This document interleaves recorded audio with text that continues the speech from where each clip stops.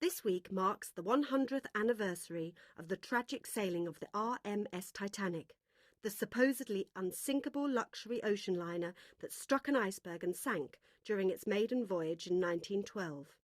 Because the great ship had been equipped with less than half the number of lifeboats it needed, over 1,500 passengers lost their lives. The anniversary is being commemorated by the launching of Titanic 2, a replica of the original cruise ship, which at the time was considered the pinnacle of luxury and opulence. The new ship, while harking back to that bygone era, has been updated to reflect the advancements in shipbuilding technology since then. Titanic 2 will sail the same route across the Atlantic Ocean, completing the journey that was begun 100 years before. The operators of the luxury vessel have gone to great lengths to track down descendants of the original passengers of the ill-fated Titanic, and have invited a number of them to be special guests aboard this maiden voyage. This is Rachel Smythe reporting for GNN News.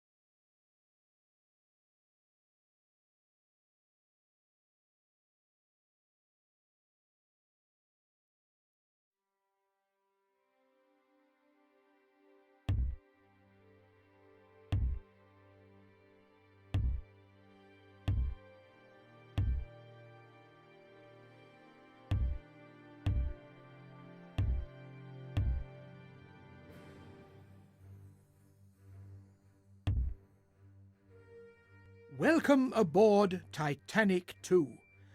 I'm Captain Miller. I've 20 years of service in the British Royal Navy, and I'm looking forward to my first civilian command. And what a fine vessel she is! Titanic 2 is a return to a long-lost era. Enjoy the trip. I'm Elsa Young, your ship's doctor.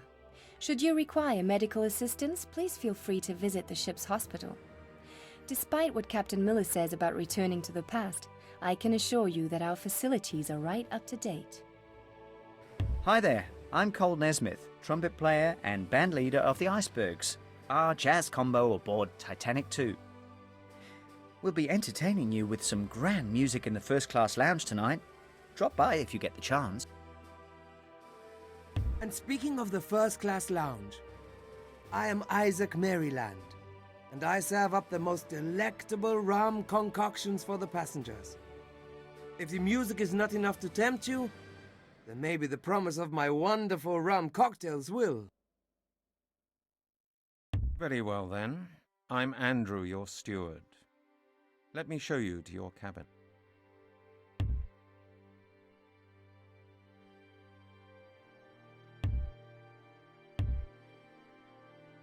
So, here we are. Hard to believe that the price of a ticket for first-class passage back in 1912 was $4,700. That would be equivalent to about $50,000 in today's money. Good thing your ticket was complimentary, eh?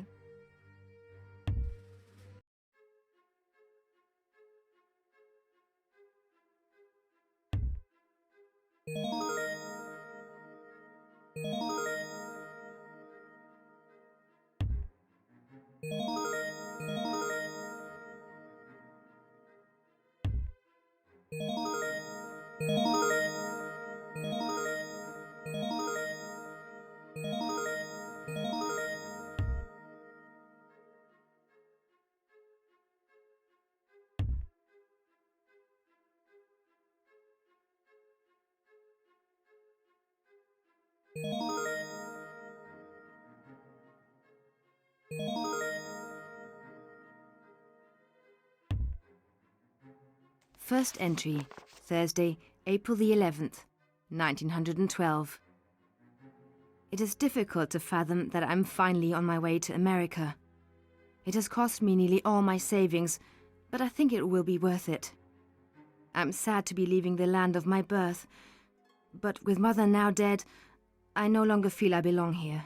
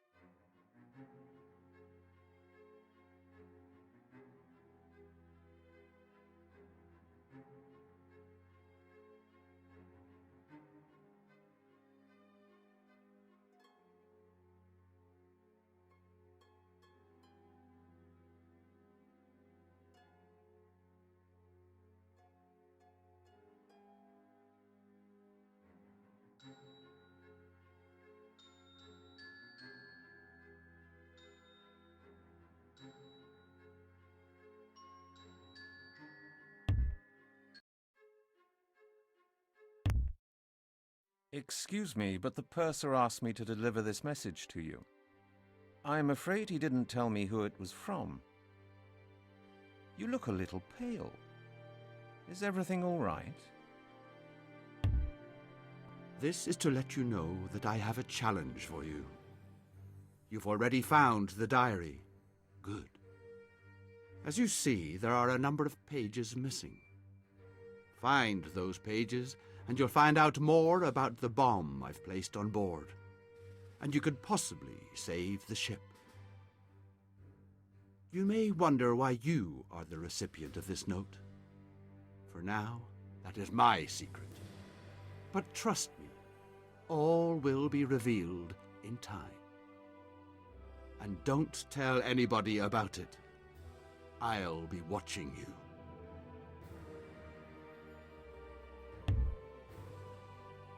Hey! Haven't seen you in the lounge yet. I do hope you'll stop by and sample one of my great specialities.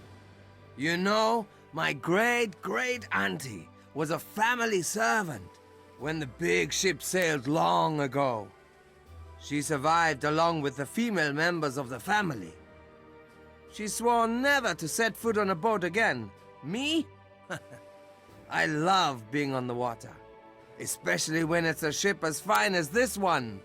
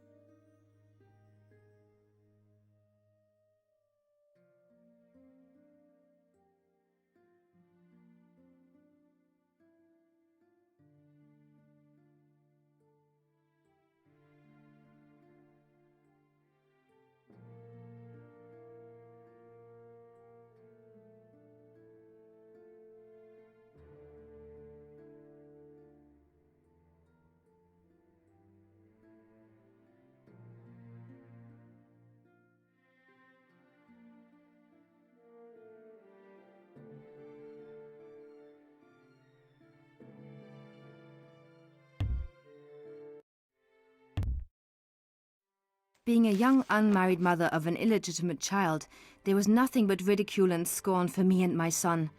I hope that this new country will be more welcoming than the old one was. Pardon me, but I thought I saw this note fall out of your coat when you walked by. You're doing well. You found another diary entry. Perhaps there is hope for the new Titanic after all. We shall see. I must repeat, tell no one about the bomb. If you make any attempt to alert the authorities or try to leave the ship, I will detonate it at once. Now, shouldn't you be looking for more diary entries?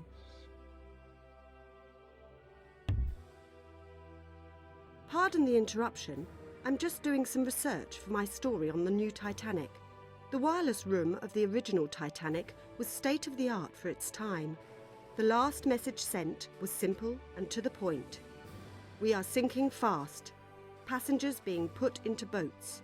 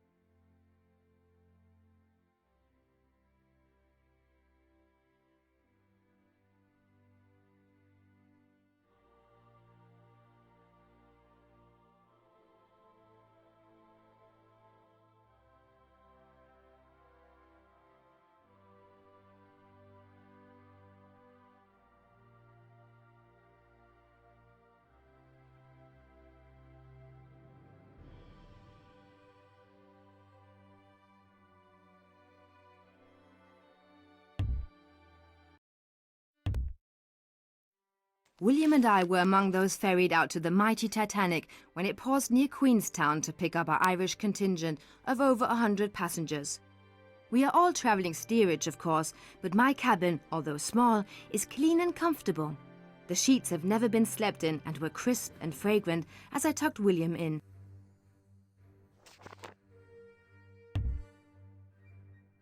Ah, good to see you again. You know, my grandfather was a child aboard the original Titanic. He was one of the lucky few to survive. Fortunately, this time we've plenty of lifeboats, so even old coots like me wouldn't have to go down with the ship. Of course, I've every confidence that the lifeboats won't be needed. My grandfather sailed third class. It's sobering for me to think that a descendant from such humble roots is now in charge of such a magnificent ship. Yet it's good to be reminded of these things now and then.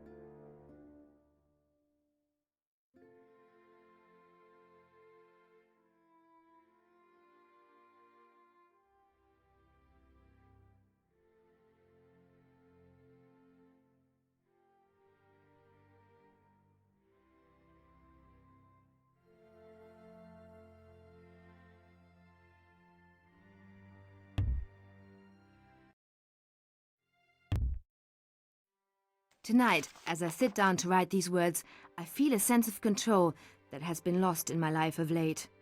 I truly believe this will be an unforgettable voyage for us. I found this note with your name on it in the Café Parisien, so I thought I would find you and return it. Good thing you hadn't gone far. Well, I must be off to the ship's hospital. See you later. You continue to impress me with your observation skills. You've now collected a number of diary entries, and for this I will reward you with a clue about my identity. I am one of the persons you've met and talked to on this ship. So sorry I can't reveal more, but what would be the fun in that? Now, your stateroom is quite luxurious. However, I think it's time you took a trip through the third class.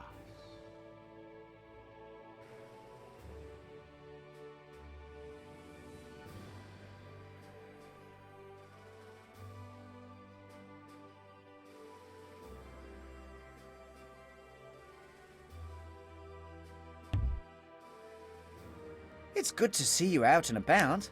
I like to take in the good sea air out here. It helps to clear my head before I play. Did I tell you that my great-great-uncle was a musician aboard the Titanic? Unfortunately, he and his bandmates all went down with the ship. It is said that they played to the very end and that their soothing music helped to prevent mass panic. I certainly hope I won't be called upon to do anything like that during this voyage.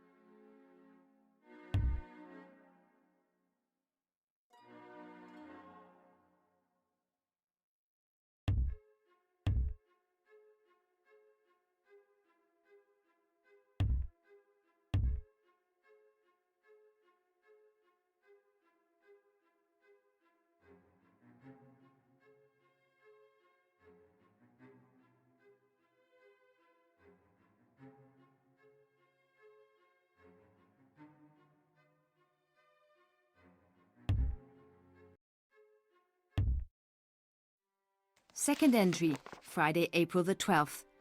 I made a rather startling discovery this morning. It happened while we were out exploring this great ship. Young William so wanted to visit the top deck and see the open sea. All we had had time to do after boarding yesterday was to eat in the dining room and chat with the other third-class passengers in the general room. So directly after breakfast was served, we went out for a stroll on deck. The wind had a bit of a chill to it, and we've yet to feel the friendliness of spring's welcoming arms. We buttoned up our coats and were quite comfortable. William was so excited when we went aft to the poop deck. We stood at the railing gazing at the Titanic's monstrous wake. Ireland was no longer visible, and I finally realized that I had seen the last of her shores.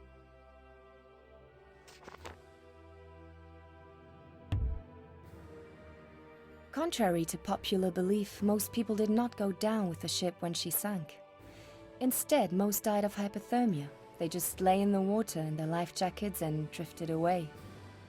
The temperature of the water when the Titanic sank was actually 31 degrees, Fahrenheit of course, because the freezing point of salt water is lower than that of fresh.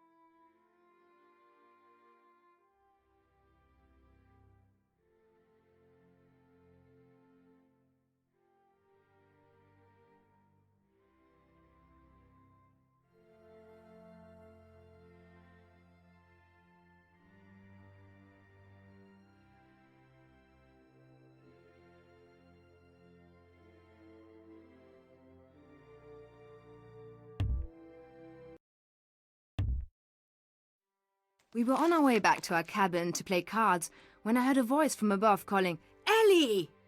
I turned to the docking bridge and I got quite a shock. Edward Ashton Jones, the man I thought I would never see again, was waving to me. He quickly made his way down the staircase and, to my great astonishment, threw his arms around me. I was quite embarrassed, especially as he then proceeded to introduce his companion and fiancée, Cassandra Stone. We chatted casually for a few minutes. I explained that William and I are on our way to New York, while Edward told me that he and his American fiancée are to be married soon in Boston.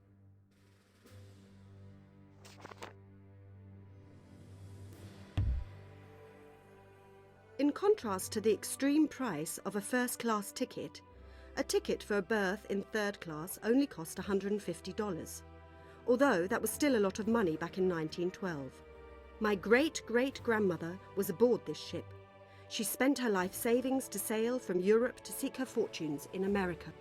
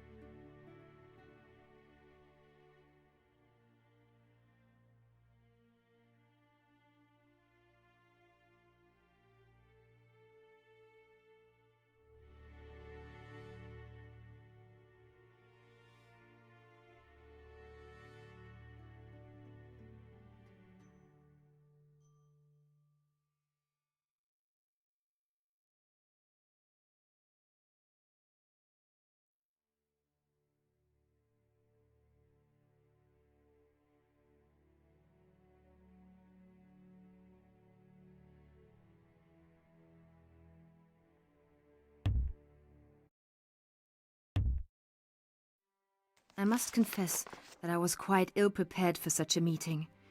It has brought up a host of feelings I thought I had buried years ago. I must try to put Edward out of my mind. He does not know and has quite obviously moved on with his life. Cassandra seemed most at ease with the splendor of this majestic ship. She, of course, has all the class and breeding that I could never offer him. But as I wished them well and took William's hand to return below deck, I saw something in her eyes that betrayed her pleasant demeanor when she looked at my son. Does she suspect something?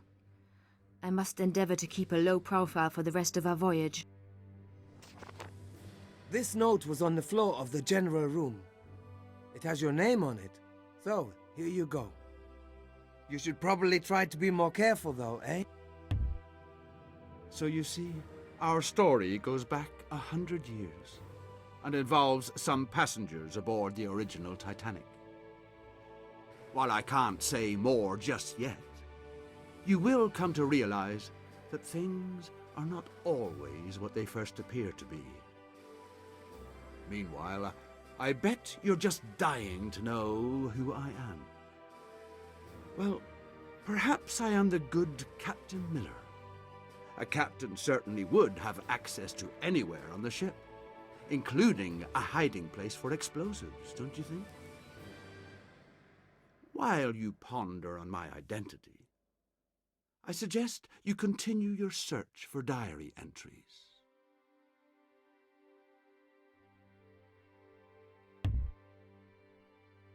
Did you know that only 3 of the 4 smokestacks of the original Titanic were operational?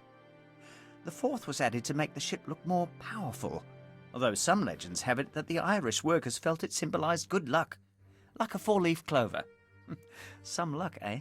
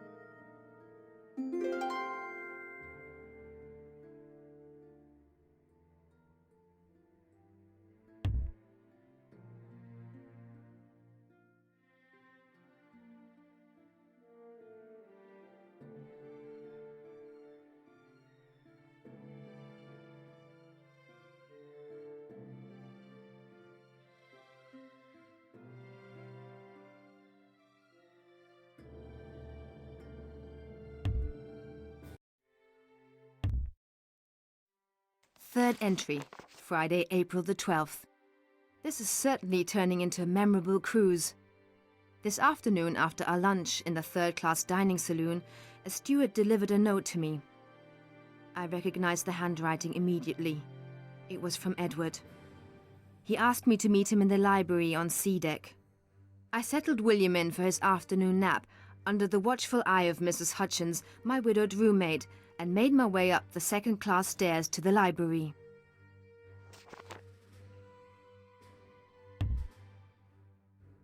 Here's an interesting bit of trivia.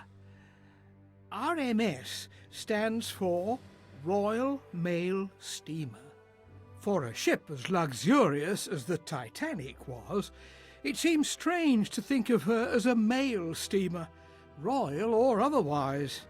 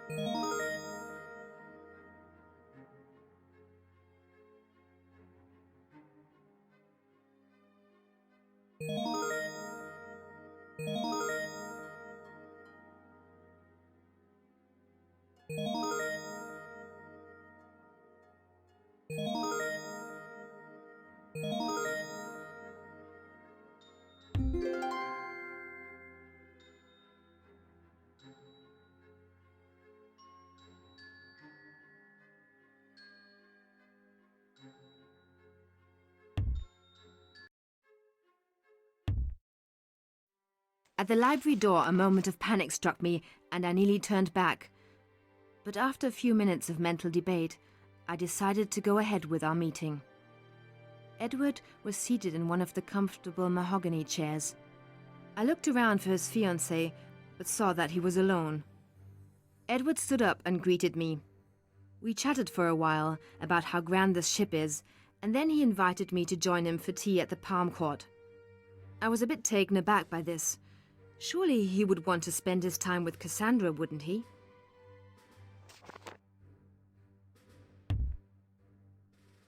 The grand staircases were considered the most luxurious trappings on the Titanic and were intended for first-class passengers only. Today, they provide easy access points for submersibles exploring the sunken wreck, as they deteriorated long ago and only gaping holes remain.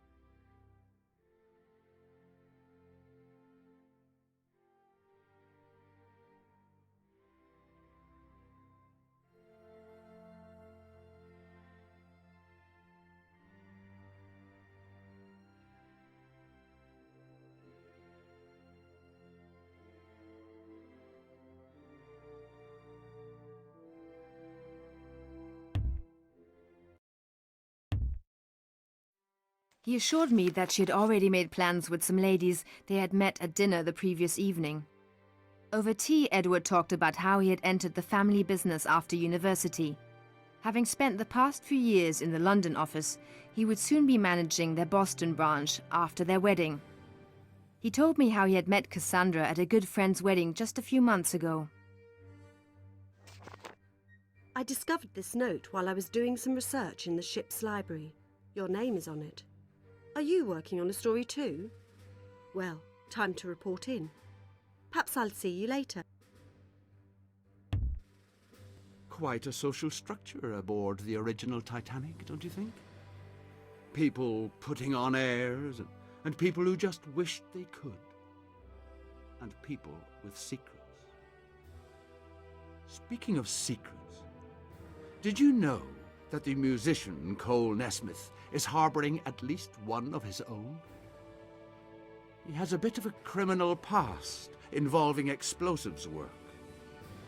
Kind of puts him on the suspect list, wouldn't you say? Perhaps that's who I am.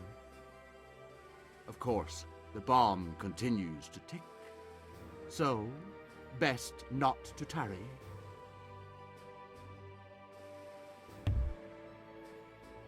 Did you know that only 3 of the 4 smokestacks of the original Titanic were operational? The 4th was added.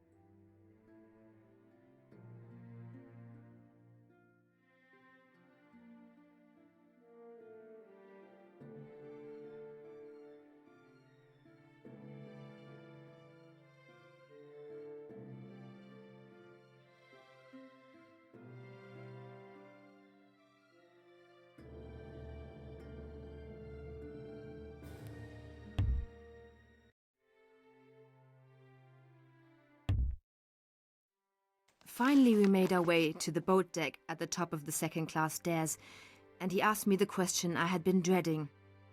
Why had I left Oxford so suddenly, without warning, telling him in the note I had left him not to follow? I couldn't bring myself to tell him the truth. Instead, I said that Mother had been taken ill unexpectedly, and I was needed at home to take care of her. Then he asked about William's father. Where was he? I lied again, telling him that I was on my way to meet him in New York.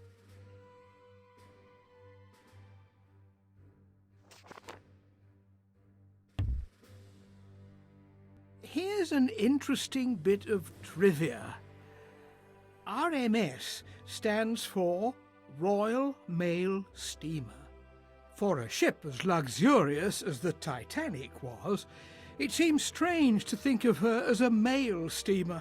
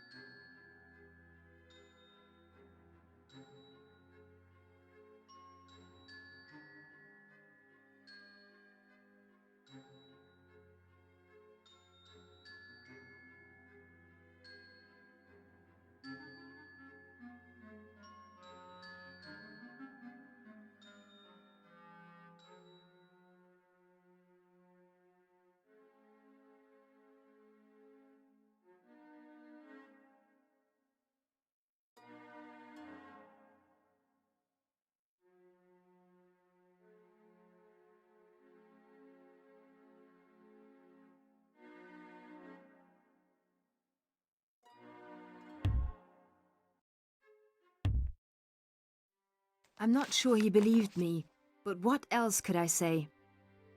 While we were courting at Oxford, I had never spoken to Edward about how Mother had been a favourite servant of Lord Chamberlain at Idlewood Manor. Nor had I told him that when Lord Chamberlain recognised my love of books and thirst for knowledge, he had so generously arranged for me to attend the finest schools in Dublin and then to study at Oxford. So, although Edward knew I was from Ireland, he was unaware that I was the daughter of a servant woman. The grand staircases were considered the most luxurious trappings on the Titanic and were intended for first-class passengers only. Today, they provide easy access points for submersibles exploring the sunken wreck, as they deteriorated long ago and only gaping holes remain.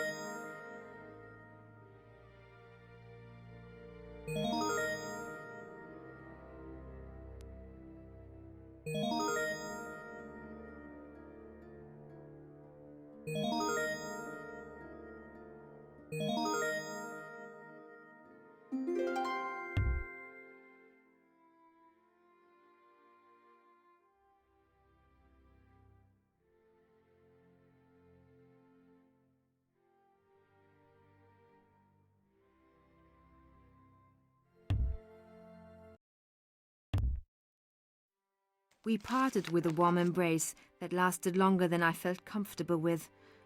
I stepped back and left hastily. I couldn't stay any longer. My feelings for Edward were starting to resurface. I can't allow this to happen. I've been guilty of fooling myself once. I can't let it happen again. Another unsigned note from the purser's office. You do seem to be a popular figure this evening. Perhaps you've a secret admirer. I'm afraid you have left some clues undiscovered. I suggest you return to some of the places you visited earlier and take a second look. Or you can simply live with the knowledge that because you were not observant enough, Titanic 2 will sink just like its century-old ancestor.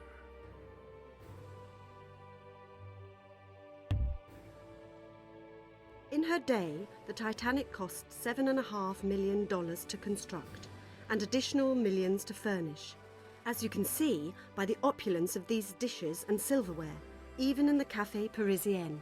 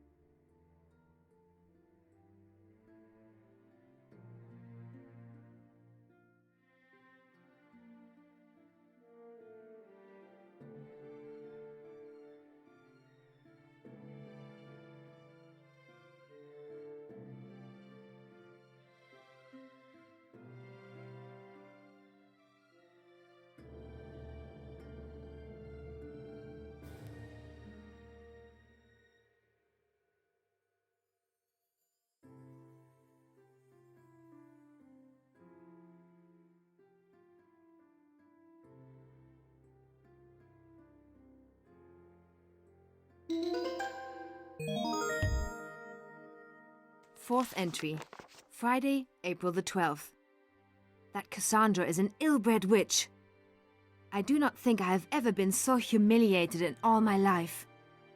I should have known better and trusted my instincts, but instead I allowed myself to believe in her better side.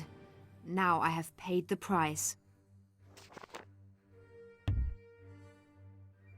Every stateroom on the Titanic was equipped with electric lighting and heating.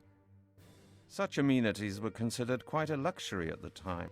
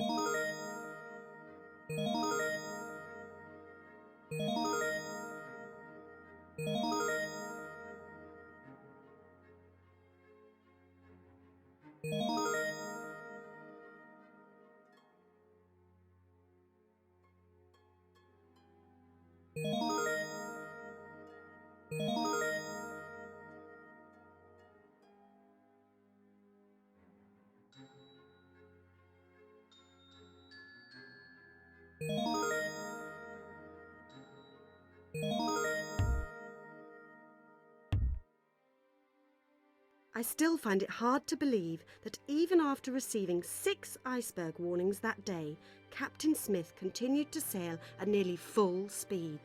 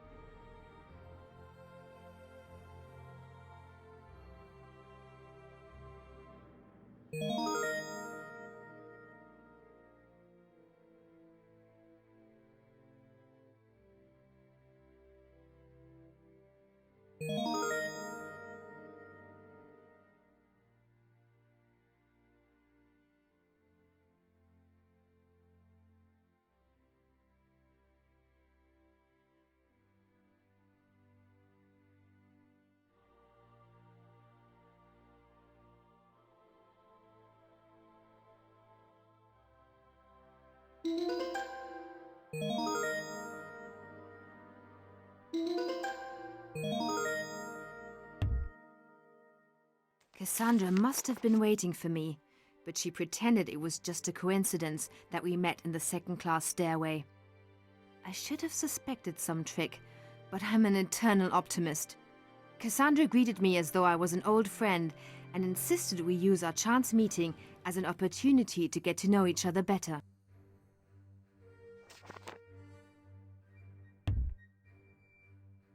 What a fine day to be out on the water, don't you think? Did you know that the original Titanic design specified 32 lifeboats? The White Star management overruled Thomas Andrews, the ship's designer, and reduced that number to 20 because they thought extra boats would make the deck look cluttered. Rather short-sighted, I would say.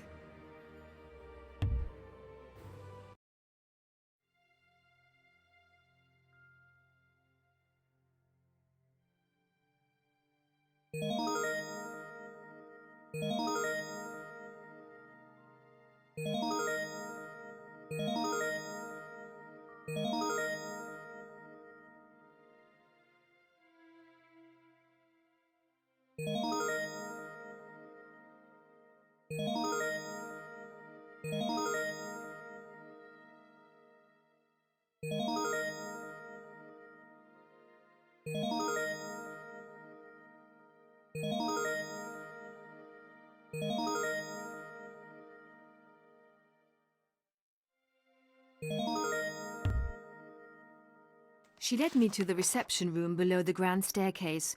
A steward approached me as I entered, but Cassandra shooed him away, saying that I was her guest.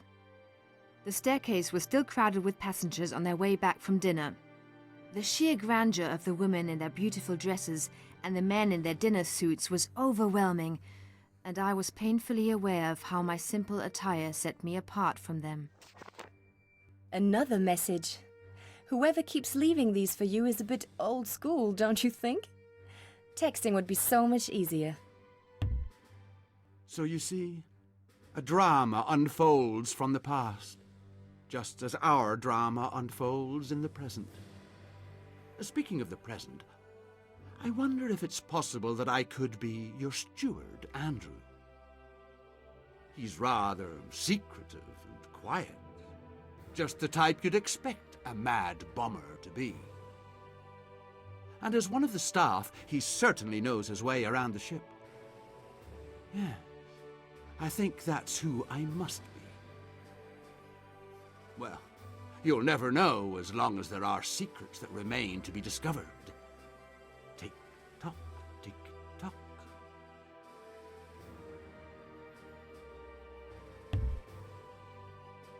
They have newspapers here in the barber shop, just like on the old Titanic.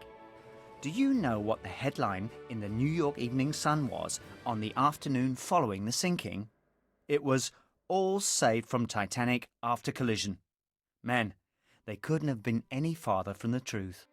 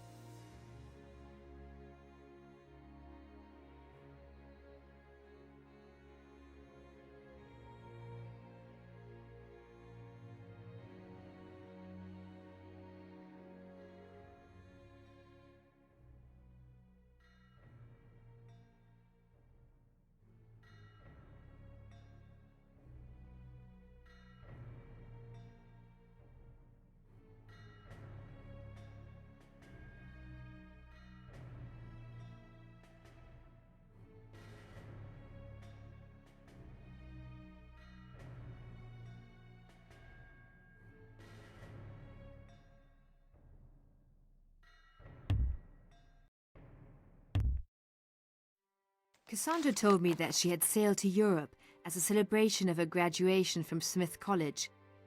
She had been in England a little more than a month when she met Edward at a mutual friend's wedding. It was love at first sight, and theirs had been a whirlwind courtship, she said. I have to admit she was very convincing when she spoke of her love for him, but believing her only drew me deeper into her trap.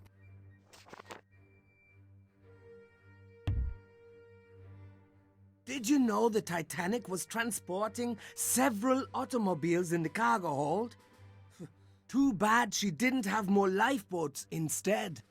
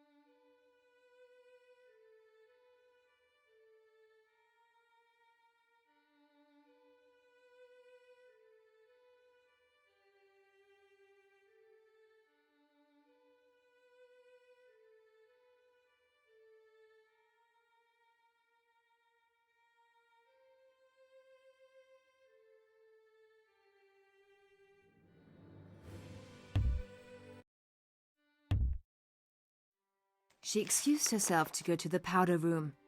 Before she disappeared out the door, I saw her from across the room speaking to a pair of stewards. Shortly thereafter, they approached me. One of them spoke quite loudly and haughtily. "Not sure how you strayed in here, ma'am, but your presence is unwelcome. We'll escort you back to third class."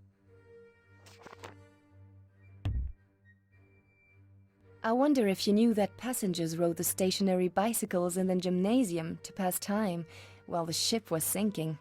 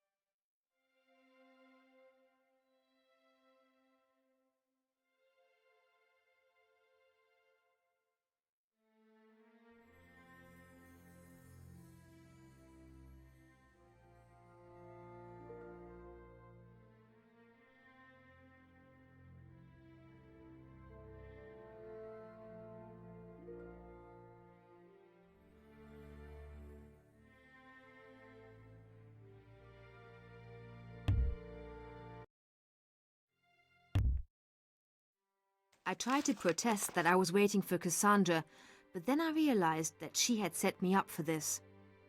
Of course, I answered. I wouldn't want to contaminate the first class. The steward saw me to the second class enclosed promenade and wished me a good night. It was all I could do to contain my tears, but then I heard Cassandra's voice from behind me. "I hope you have learned your lesson, Miss O'Sullivan," she said. "Third-class citizens have no place among the first class. Edward is mine. Stay away from him, or you and your bastard child will eternally regret it."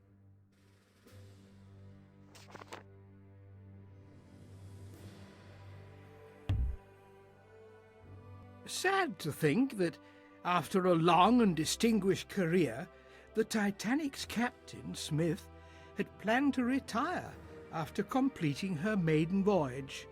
Thankfully, I don't plan to retire anytime soon.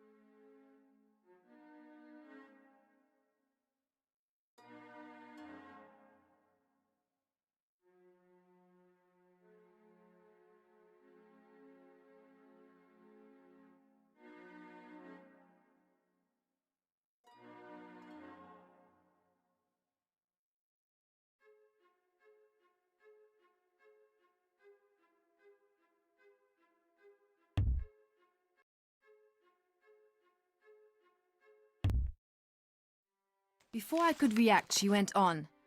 "Oh yes, I know what secret you have been keeping from Edward, and of course you are very wise to do so.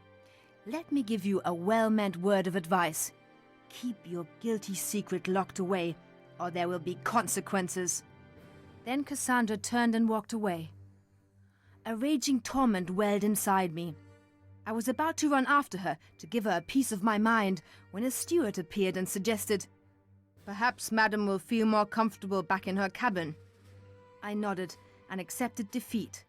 Cassandra had got the better of me, and I had walked straight into her trap. But I vow, here and now, it will not happen again. I believe you left this envelope behind in the wheelhouse. Do be more careful. It's difficult enough keeping track of all the goings-on with the crew, let alone helping you with your personal belongings. You will note that the author of this diary has now been revealed to be someone named Ellie O'Sullivan. Interesting that you were presented with your ticket for Titanic 2 because you are descended from a survivor named William O'Sullivan. Do you see the connection? While you consider that, I must urge you to research several of your prior destinations, as there are still additional diary entries to be unveiled.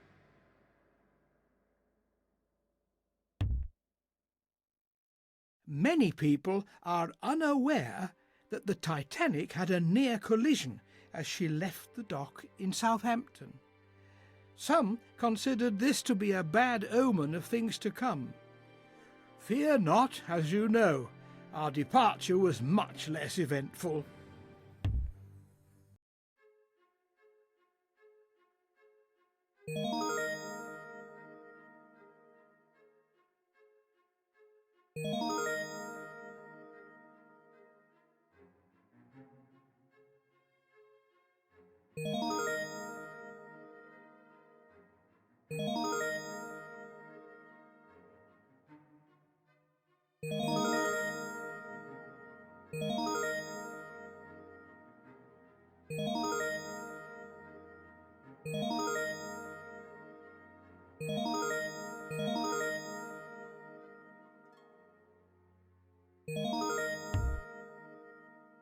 Fifth entry, Saturday, April the 13th. I am beginning to think that this voyage will be the death of me. I was given such a fright this morning that I am only now beginning to recover. What on earth can Edward have been thinking? After my confrontation with Cassandra yesterday evening, I spent a very fitful night, tossing and turning in my bed.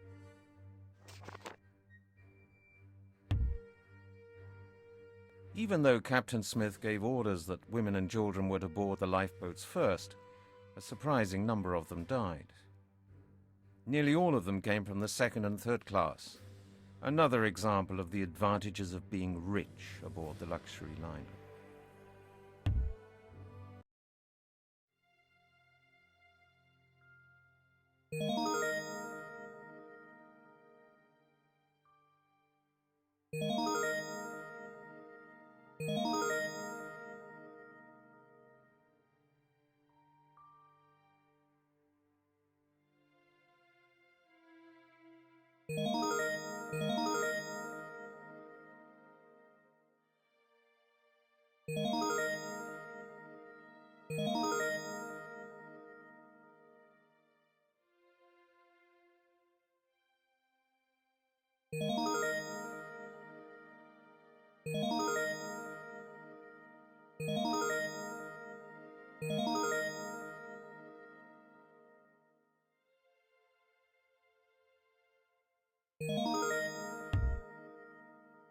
Come this morning, I was a dreadful mess. Mrs. Hutchins saw how exhausted I was and kindly offered to take William to breakfast and afterwards keep an eye on him in the general room so that I could catch up on some sleep. Thankfully, sheer fatigue clouded the thoughts that were racing through my mind, and I drifted off into blissful slumber. When I woke up, it was early afternoon. I was surprised that I had slept so long, but I felt refreshed and eager to go up on deck. However, when I got to the general room, I found Mrs. Hutchins fast asleep in her deck chair, with William nowhere to be seen. You know, of the 1,523 people that died that night, only about 300 bodies were recovered. The rest, they just floated away. Very sad that the loved ones of most passengers never got to bury them.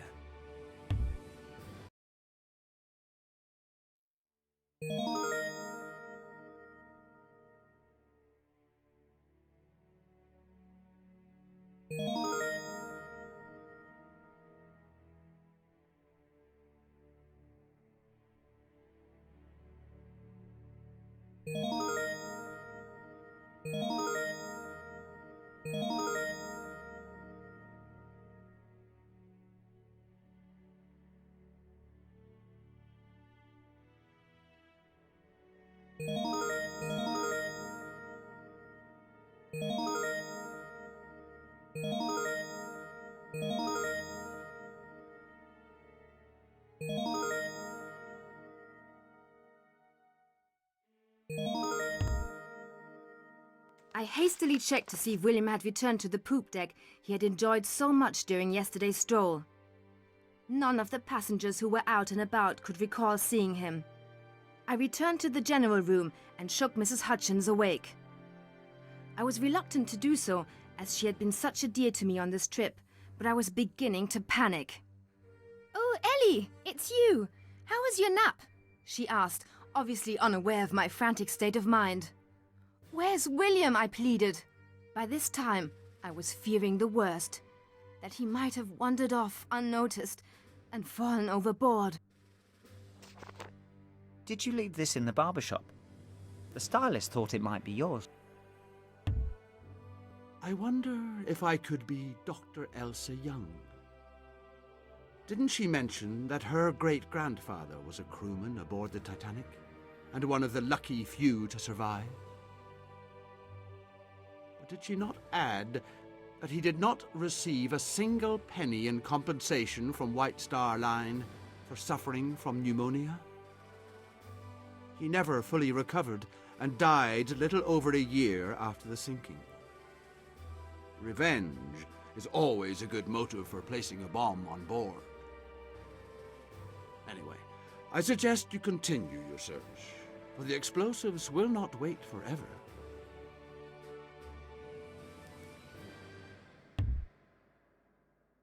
Bet you didn't know that the Titanic, when she set sail, was loaded with 40,000 eggs, 75,000 pounds of meat, and 1,000 bottles of wine.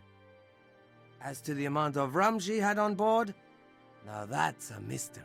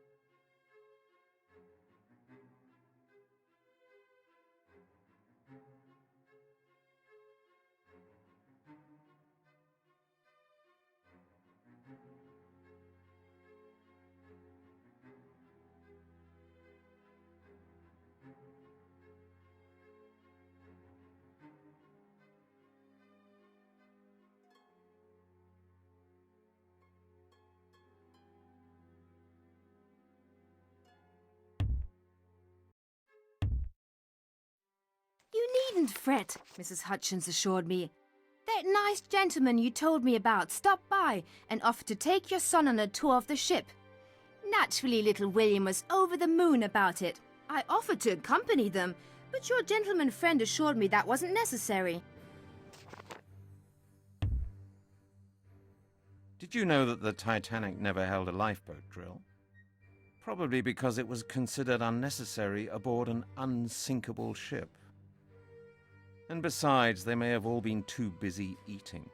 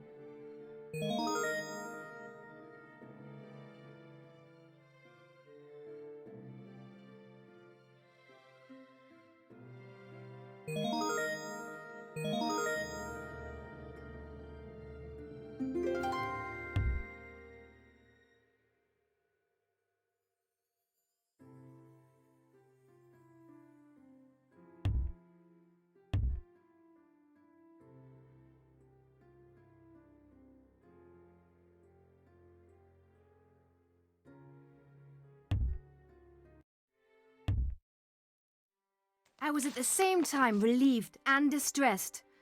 Relieved that William had not suffered some horrible accident, but distressed to learn that he was in the company of Edward.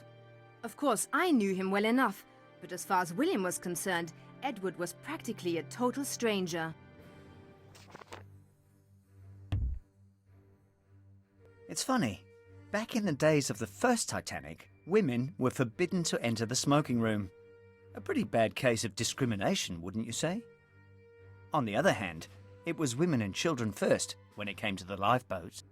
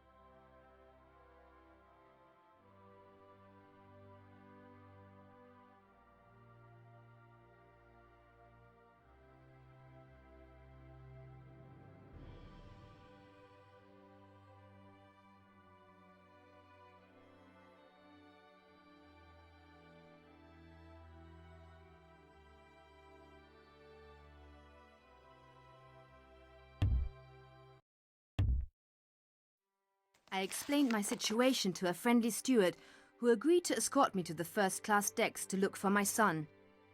After a fruitless search of much of the top deck, we finally caught up with the two of them in the gymnasium. William was on the rowing machine, with Edward playing his private coach. Titanic's maiden voyage was considered a celebrity event. Her passenger list included some of the wealthiest people in the world.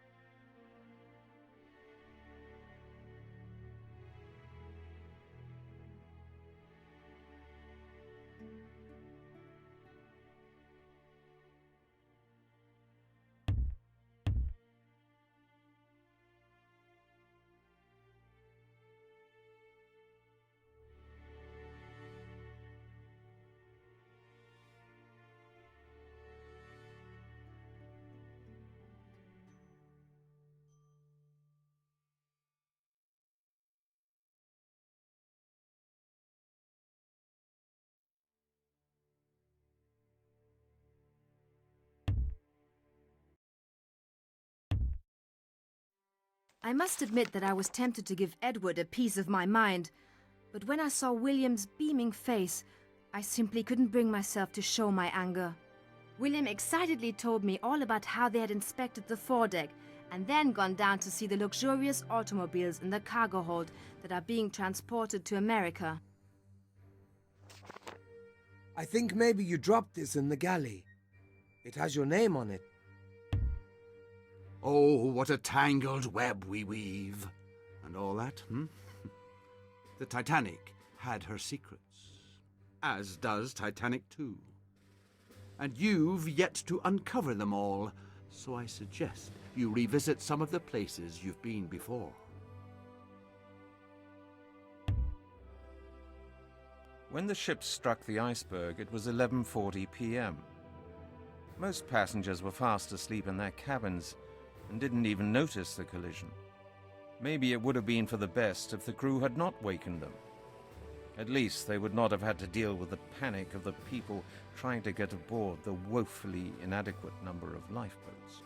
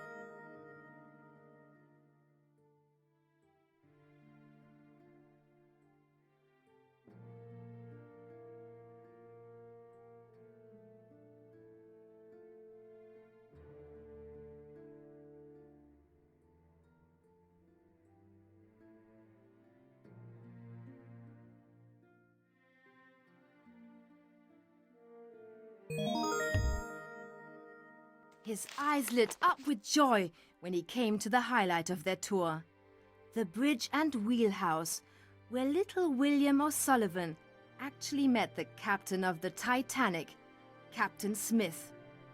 Edward even persuaded him to have a haircut at the Titanic's barber shop.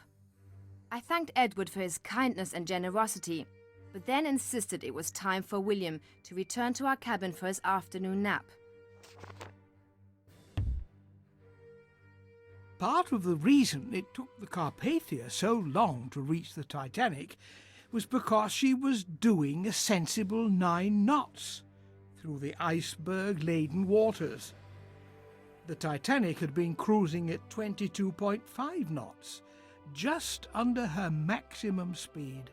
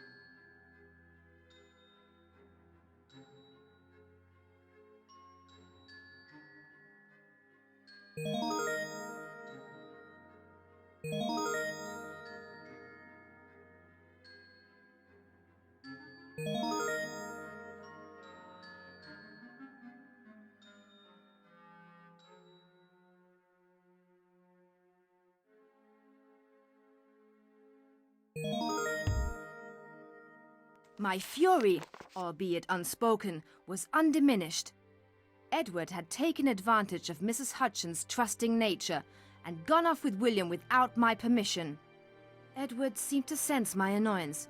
He avoided my eyes as he took his leave from William, who proudly and happily returned his handshake. The forward grand staircase featured a large glass dome that provided natural light during the day. It elegantly descended 5 levels from the boat deck to D-deck and was Titanic's centrepiece of style and sophistication for the privileged class.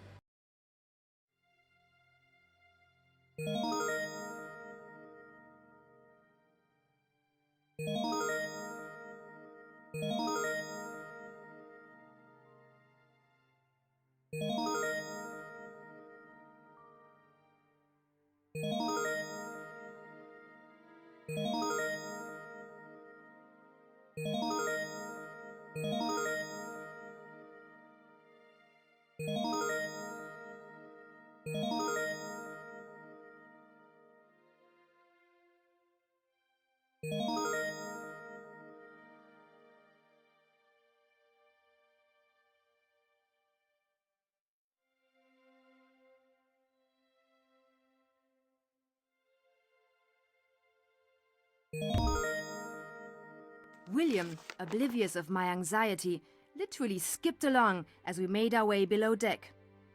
As I write, he is dozing peacefully, and I have finally calmed down enough to stop my hand shaking. What am I to do about Edward? I know that I was resolved to keep myself to myself on this voyage, but fate seems determined to bring us together. I beg your pardon, it's me again. While I was delivering towels to your room, I noticed this note had been left for you. I thought you might like to read it right away. As the Titanic approached her date with destiny, other destinies were playing out as well, including one between a member of the privileged upper class and one of the pitiable working classes. Will the lovers reunite? But that would be telling. Meanwhile, the countdown to detonation continues, and so too must your search if you wish to save the ship.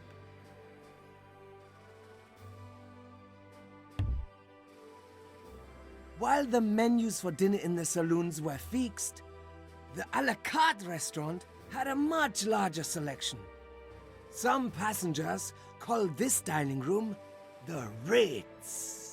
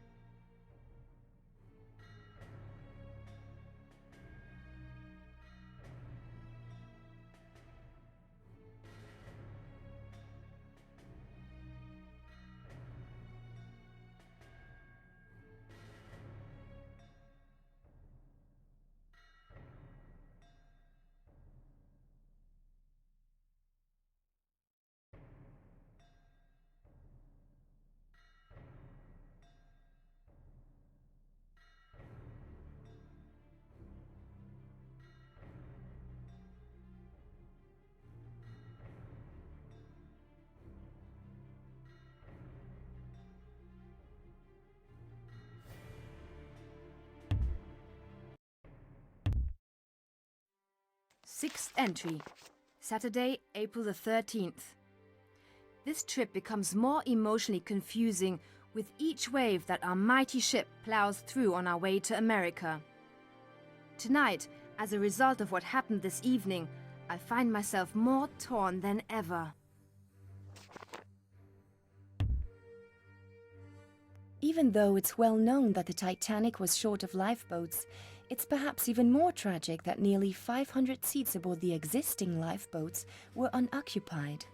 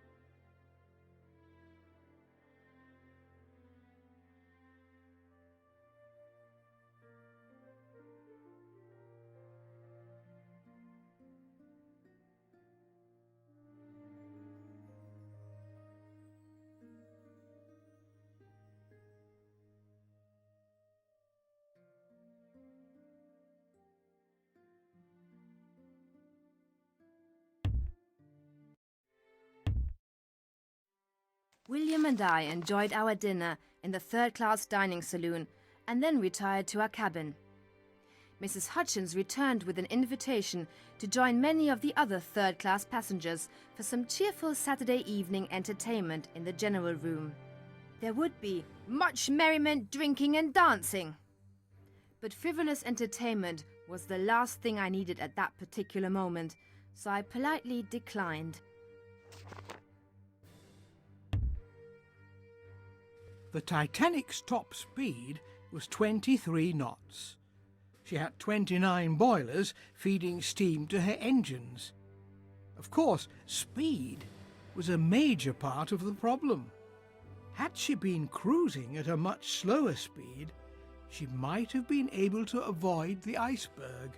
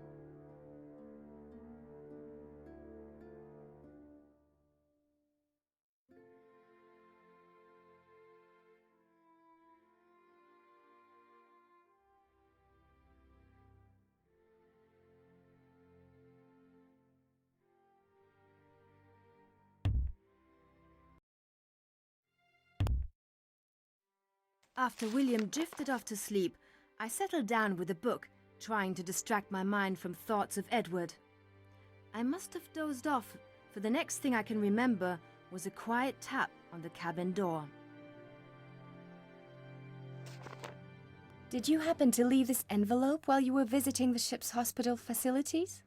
It has your name on it. Unfortunately for you, you missed a few clues. I suggest you go back and take another look at a few places.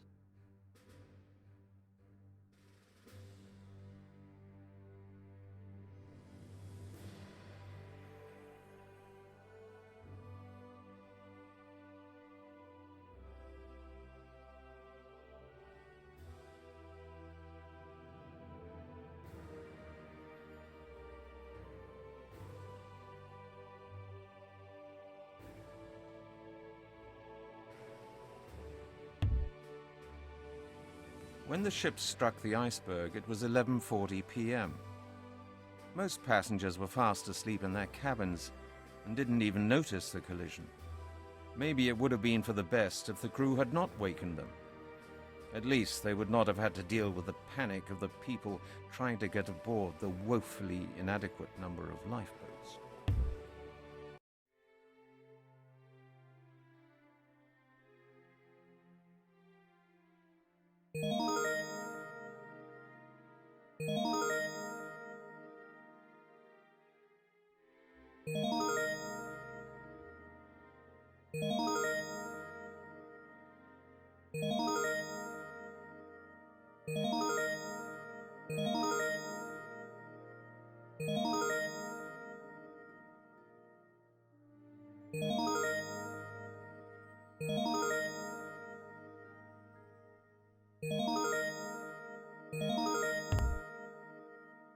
I thought it might be Mrs. Hutchins returning from her night out, but much to my surprise, Edward was standing at the door.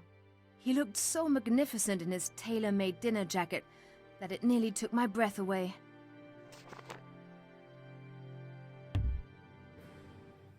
Part of the reason it took the Carpathia so long to reach.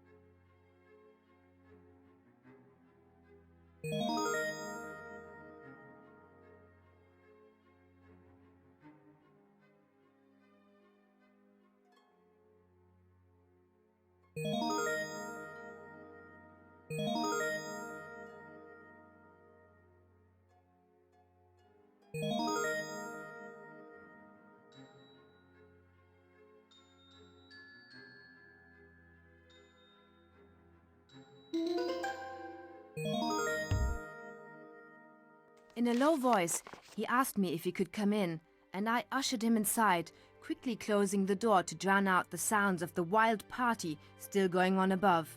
Edward looked down at William's contentedly slumbering face and gently brushed aside a strand of hair that had fallen across his forehead. Then he turned to me.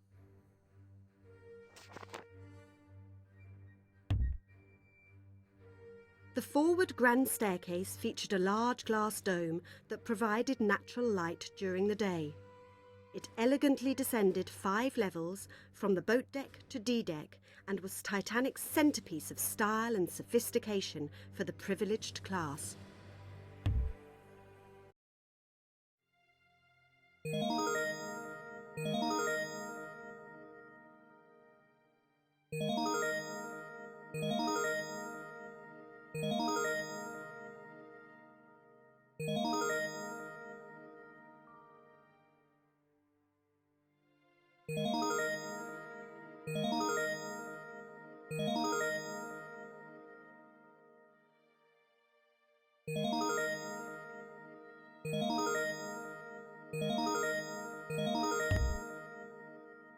"I know, Ellie," he said simply. Why did you not tell me the truth? I looked at William. It struck me immediately that with his new haircut, he resembled his father more than ever. "Oh, Edward!" I stammered and collapsed tearfully into his arms. And then it all came pouring out in a flood of confession. The truth about my working-class family. The lies I had told at university in an effort to be accepted in a world that was so totally foreign to me.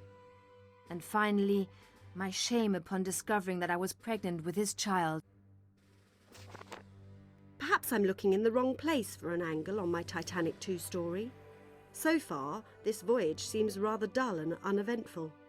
By the way, I think you must have dropped this note. I found it by the grand staircase. How strong is a father's love, especially when the father has only recently discovered that he is one.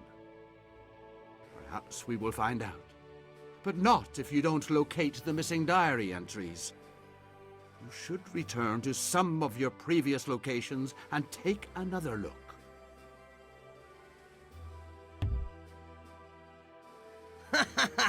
With a shaved head like mine, I visit the barber shop on Titanic 2 a lot.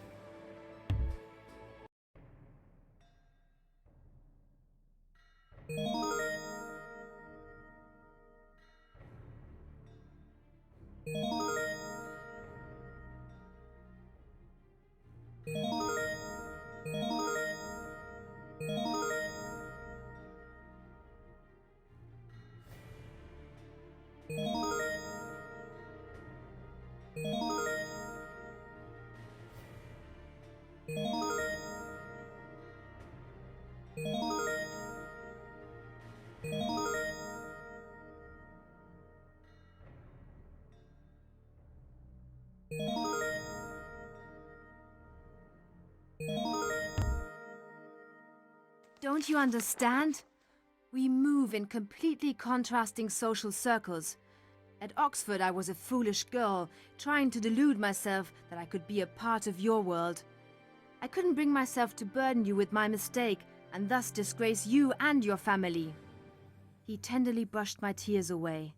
My sweet Ellie, William is not a mistake.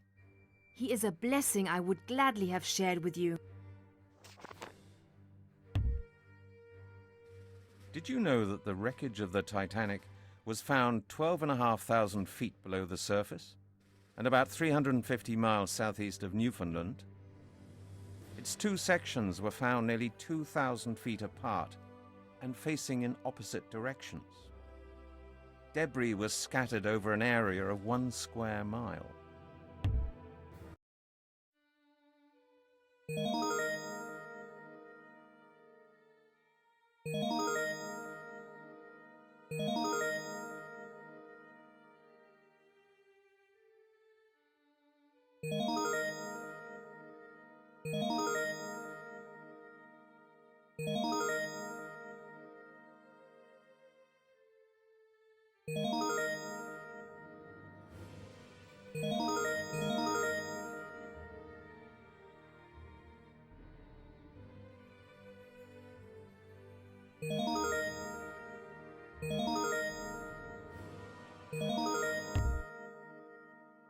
I looked into his eyes and saw profound sadness. He took a deep breath and said, "It pains me to know that you have had to live with the secret for so long. And it breaks my heart to think that you even suspected that I would regard the child you were carrying as a disgrace. Oh, Ellie, I loved you then, and I'm still in love with you now." "But what about Cassandra?" I asked. You know, the Titanic was 882 feet long and displaced over 46,000 tons. Of course, she would be dwarfed by the massive cruise ships that sail the oceans today.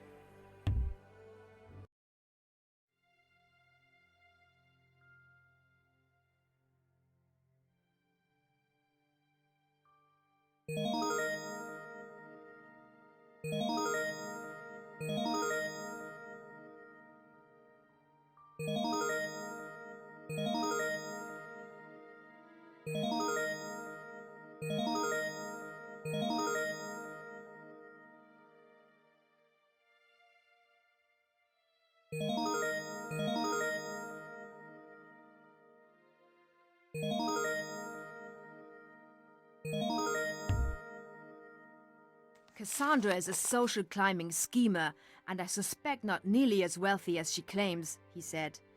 The truth is, she more or less forced me into our engagement by wheedling her way into my parents' affection. Father pressured me by making our engagement a condition for taking over the directorship of the Boston branch. The longer this voyage lasts, the more I realize I have betrayed my principles. What I truly desire is to have you, and now William, in my life, and to hell with what my family or anyone else may think.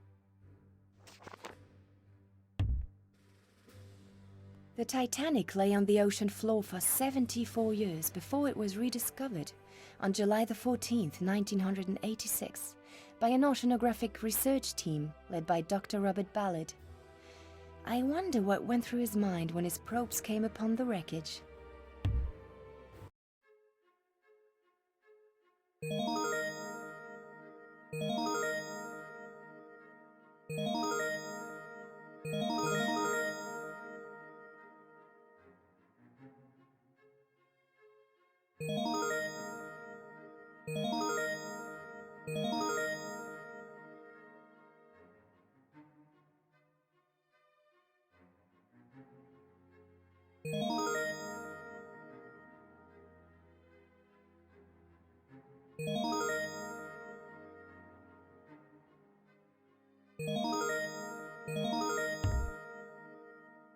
Edward then asked me to stay with him when the ship arrives in New York.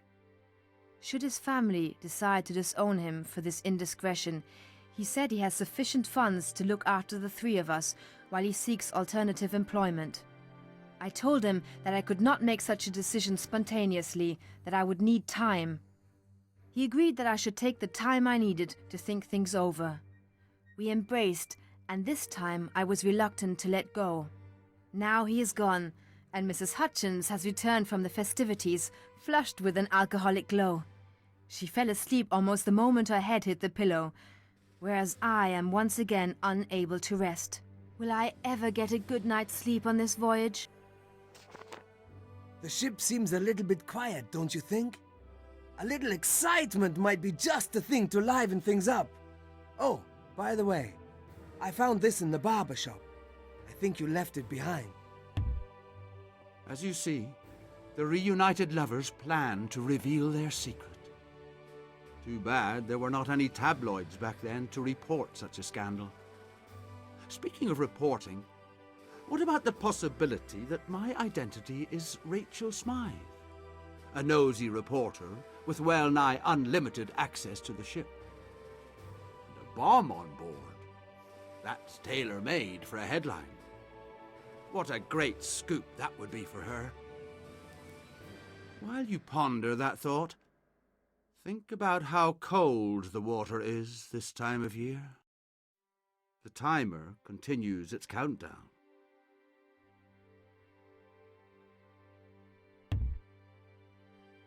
Contrary to most disasters, which don't differentiate between rich and poor, this one did. The largest percentage of passengers who survived came from first class.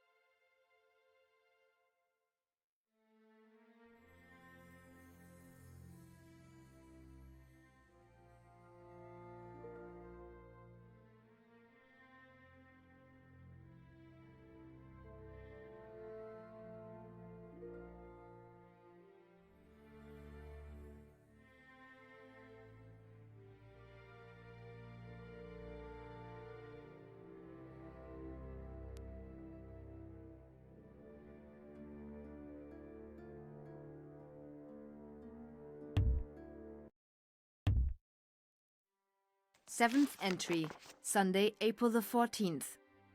This journey continues to provide challenges that test the limits of my wits. Today I was determined not to repeat the events of yesterday, so I made sure that I didn't let William out of my sight the whole morning.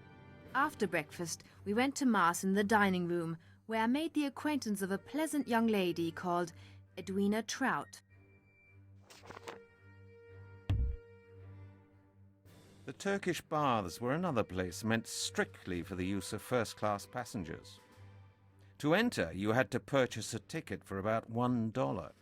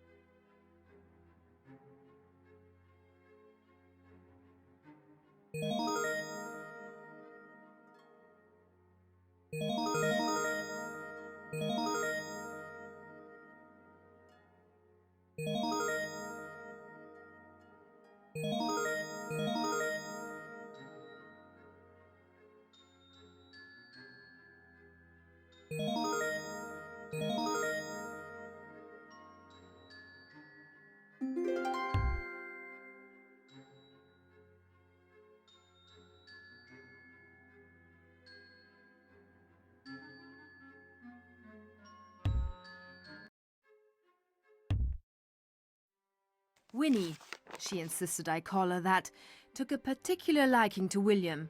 He is naturally curious, and she is a school teacher, so it was not surprising that they got on so well.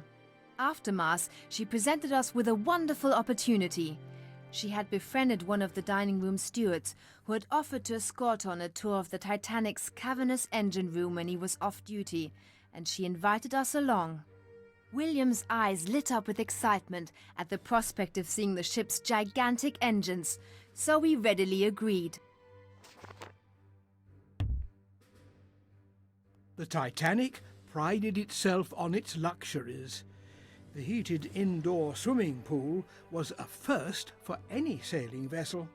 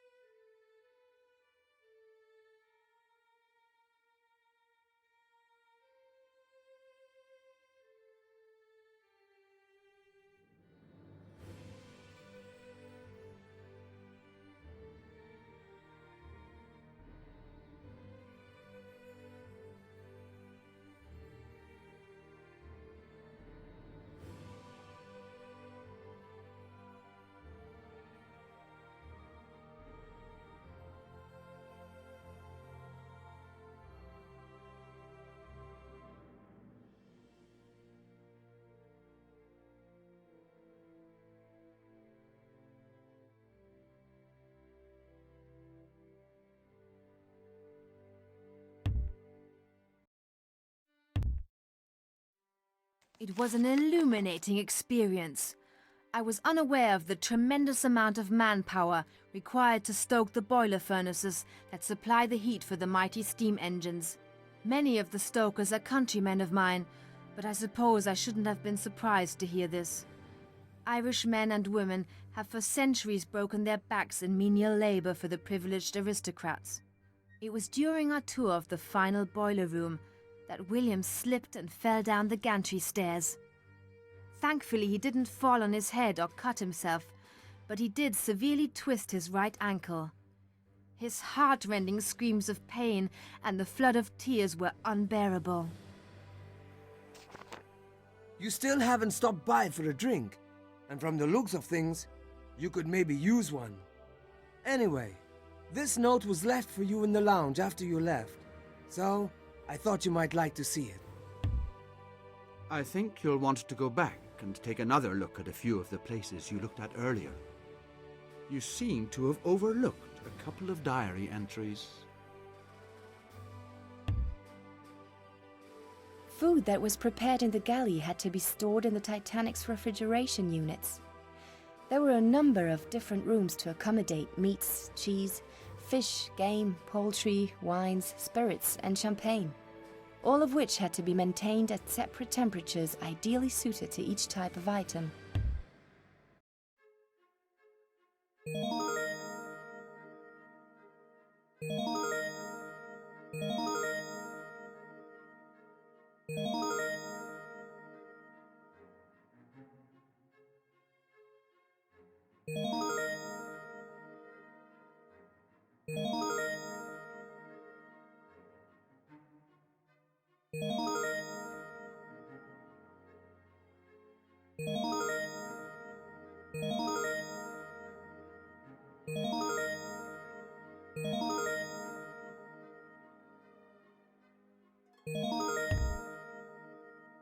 Winnie and a steward friend helped to carry William to the ship's hospital, where a kindly doctor treated him. We spent much of the afternoon there with his ankle wrapped in ice to reduce the swelling. Winnie was so kind, staying with us for several hours. Eventually, I asked her to go to our cabin to tell Mrs. Hutchins what had happened to us. I didn't want her to worry, or even worse, ask the crew to search for us. To my surprise, Edward visited us about 20 minutes after Winnie had departed. On the night the ship sank, the second-class passengers could choose from a menu of baked haddock with spicy sauce, curried chicken, spring lamb, or roast turkey. At least their stomachs were happy when they went down.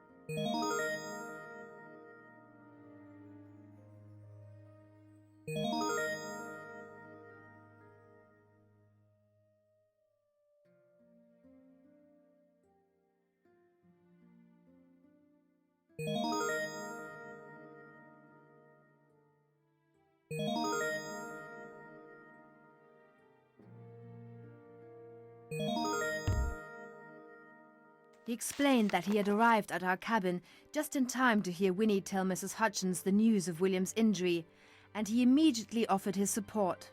William perked up at once on Edward's arrival. It was so wonderful to see the two of them get along so well. His face lit up when Edward gave him a present, a stuffed bear from the ship's gift shop. Shortly after this, the doctor decided that the swelling on William's ankle had gone down sufficiently for him to be discharged. Edward insisted that we first visit the a la carte restaurant, where he treated our son to his first ever French ice cream.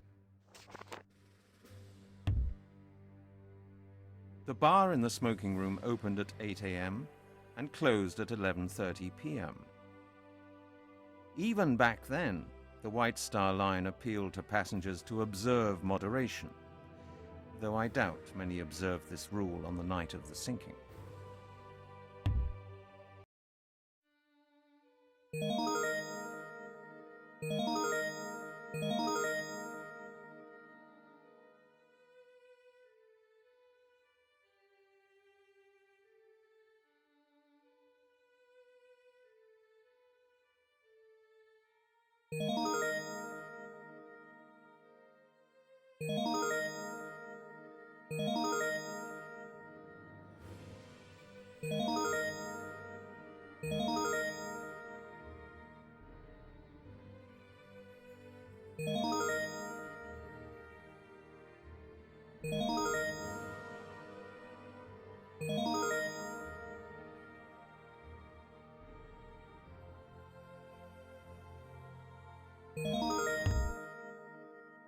Afterwards, we returned to our cabin and William settled in for a much-needed nap.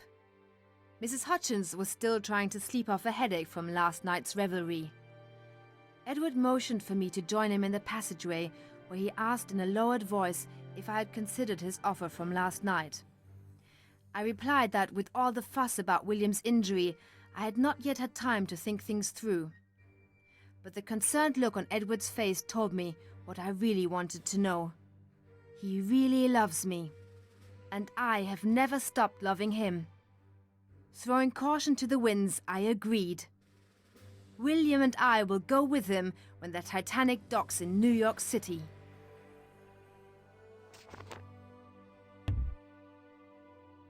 On the night of April the 14th, the passengers eating in the first-class dining room had a choice of 4 desserts: Waldorf pudding, peaches and chartreuse jelly, chocolate and vanilla eclairs, or French ice cream. Hard to resist not trying them all, I would think.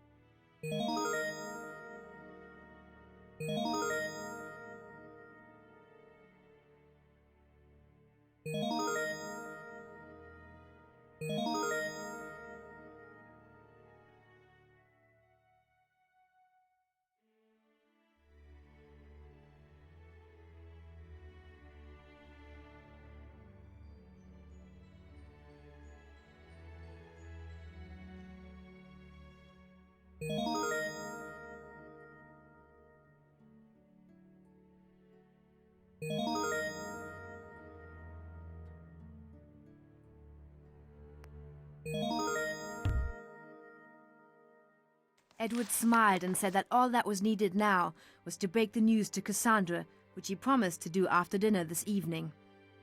I begged him to give her the chance to make a dignified exit from his life. After he left, I went up on deck for some fresh air and to write these words. When I started this voyage, I was filled with a mixture of anticipation and uncertainty about what the future might bring for William and myself. Now I am so excited, knowing that my beloved Edward and I will be reunited and that my son will finally have a father. Are you sure you're feeling all right? You look a bit pale. Maybe it's just the light in here. Oh, I almost forgot. This was lying on the counter in the galley. I assume you mislaid it. You visited all these dining areas, and yet you seem to have lost your appetite. If only you knew where that bomb was. I suggest you check back in a few places you previously visited.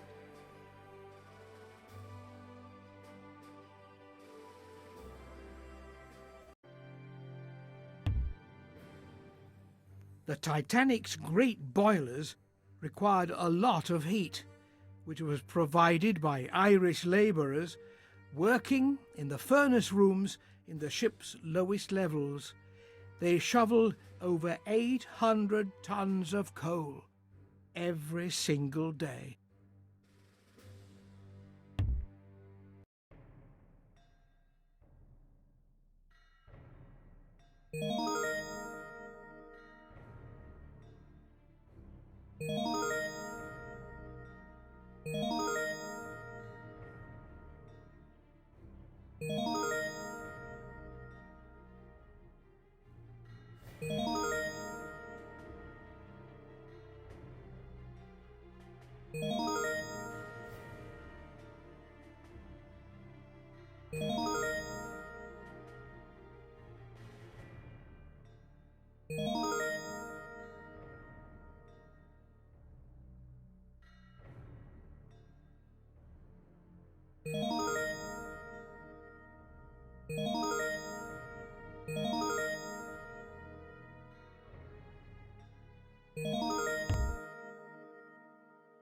Eighth entry, Sunday, April the 14th. Tonight at dinner, I received a handwritten note. It was from Edward asking me to meet him at the Turkish baths on E deck. I admit it seems rather a strange place to meet, but I imagine that he doesn't want us to be seen by Cassandra.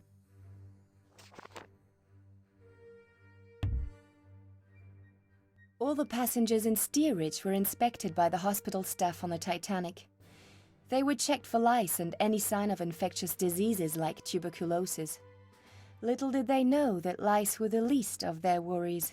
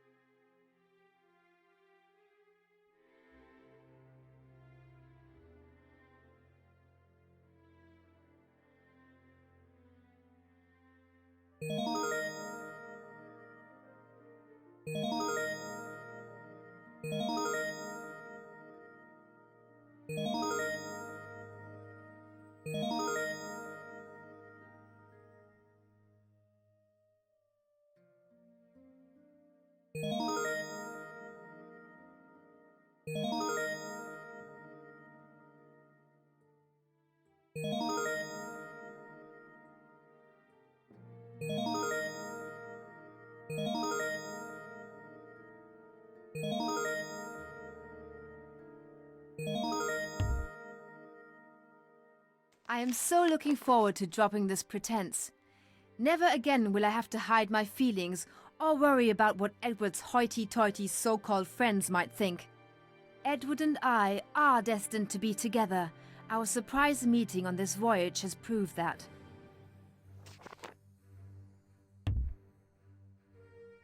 First Officer Murdoch gave the order "reverse engines" when he saw the iceberg. But that, in effect, is what doomed the ship. The Titanic did turn more quickly, but actually with greater forward momentum. She most likely would have missed the iceberg had she just turned without trying to reverse her engines.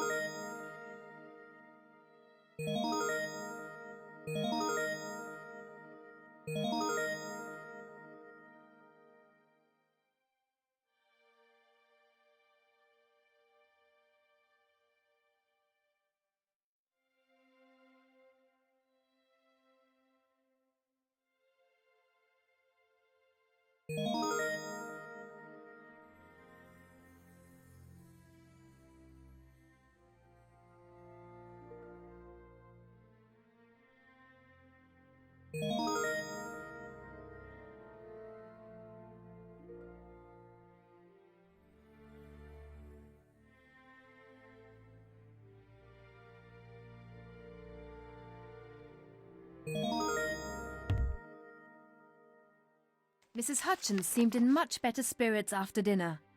I told her about Edward's note. She encouraged me to listen to my heart. After a few minutes on deck to get some badly needed fresh air, she has just come back in time to look after William while I go to meet my beloved Edward. I sang his favourite lullaby, and by the last tooraluralai, he was fast asleep. I am so glad to see him sleep so peacefully after the disastrous day he had. He seems to have endured his injury with great resilience. If only all our wounds would heal so easily. As I write these words, impatiently waiting for the appointed hour of my meeting with Edward, I am filled with gratitude to this ship of dreams, for it has allowed me to find my own dream. As a precaution, I'm ordering the ship's speed down to 6 knots. Can't be too careful in these waters. Oh, and I discovered this on a gantry in the engine room. You must have dropped it. And so you see that the past reveals a love that ascends the restrictions of social class. But is it truly love? Or just a fantasy on the part of a social climbing gold digger? Only time will tell. By the way, has it occurred to you that I might be your friendly bartender, Isaac Maryland? Well, as one of the hired staff, he would have access all over the ship. And don't you think that happy-go-lucky demeanor might be a cover for something? Well, be that as it may, if you want this ship to see the light of another day, then I suggest you resume your search. Explorers found one of the purser's safes in 1987, but it contained only a few coins. Some people suggest that another safe, full of priceless jewels, is yet to be found.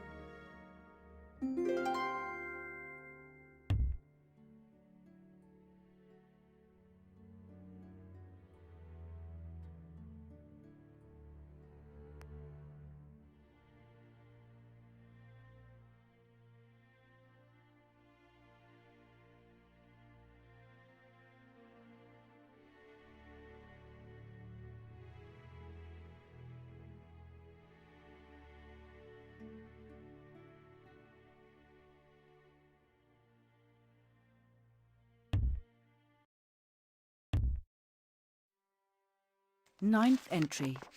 Sunday, April the 14th. How fascinating it is to read the confused thoughts of this foolish woman. Did she honestly believe that she could derail the plans I've made for Edward and myself? She should never have gone so far.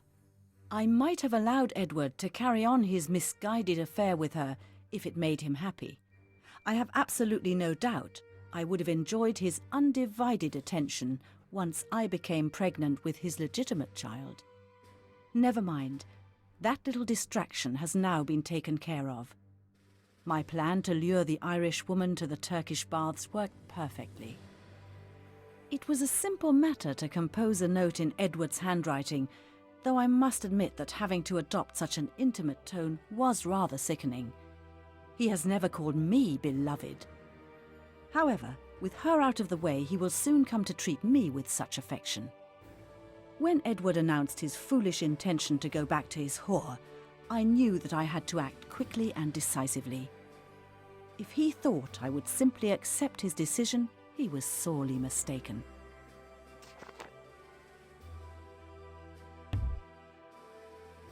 Ironic, isn't it? The lookouts in the crow's nest did not have binoculars. You'd think that they would have thought to bring a pair up with them. The night the Titanic struck the iceberg, there was no moon and the sea was very still. Had the water been less calm, waves would have broken around the base of the iceberg, which would have made it easier for the spotters in the crow's nest to see it from afar, even without binoculars.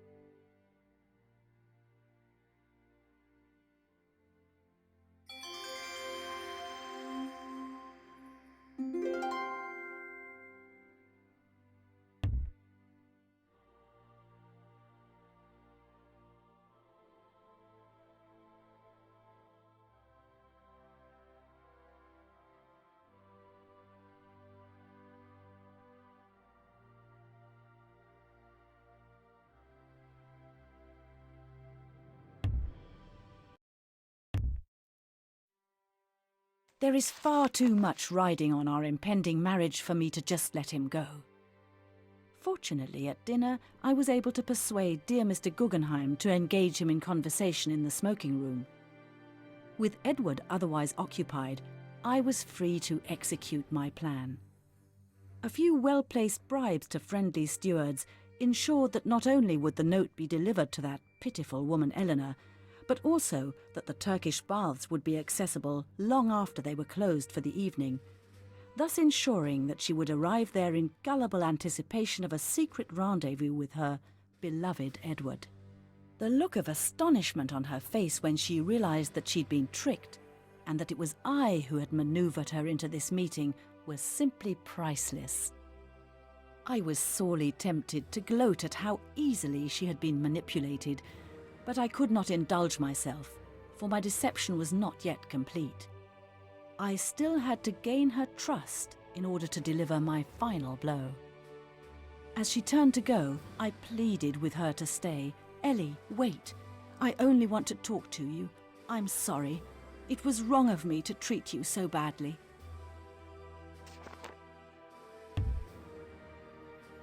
Did you know that over 3,000 bags of mail went down with the ship?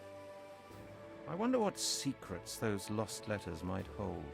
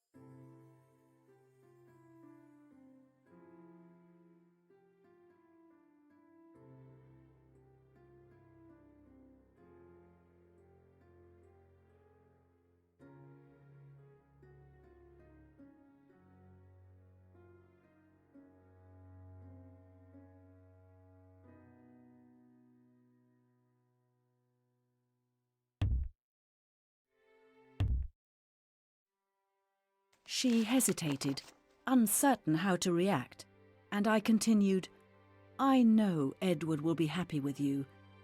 If you could tell me more about your previous relationship with him, it would perhaps help me to get over my disappointment." The poor girl was so deluded that she easily fell for my feigned interest. As she explained her pathetic story, I did my best to express sympathy for her plight. With each passing moment, I could feel her lowering her guard. Finally, she broke down in tears, which gave me the opportunity I'd been waiting for. I managed to calm her down, and then I opened a bottle of wine I'd brought with me and poured 2 glasses for us. I took a long drink from mine and urged her to do the same. She drank greedily from her glass, then wiped the tears from her bloodshot eyes. She said that the wine tasted somewhat bitter. I agreed that the Merlot was a rather unfortunate vintage. Of course, what she did not realize was that I had dissolved a large dose of strychnine in her drink. I had obtained the poison earlier in the evening from one of the stewards. The crew uses it to keep down the number of rats on the ship, and it was easy for me to slip some into her glass. The poor girl continued to drone on for several more minutes before the poison began to work. Eventually, she complained she was feeling dizzy. This was left for you in the mail room. As usual, nothing to reveal who it is from. The course of history cannot be altered, and as you see, this diary now has a new author. More is to be revealed, but you'll need to return to some previous destinations to find additional diary entries.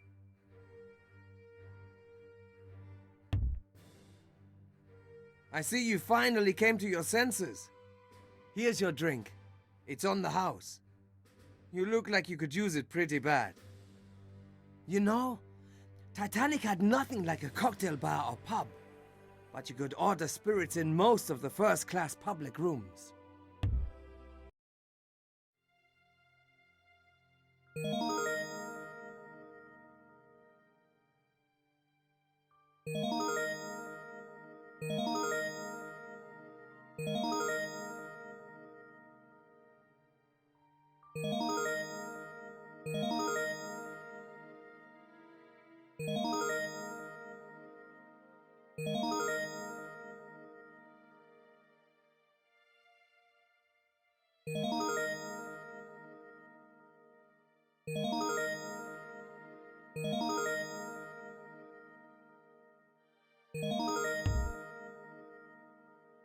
I urged her to lie down on one of the lounging chairs.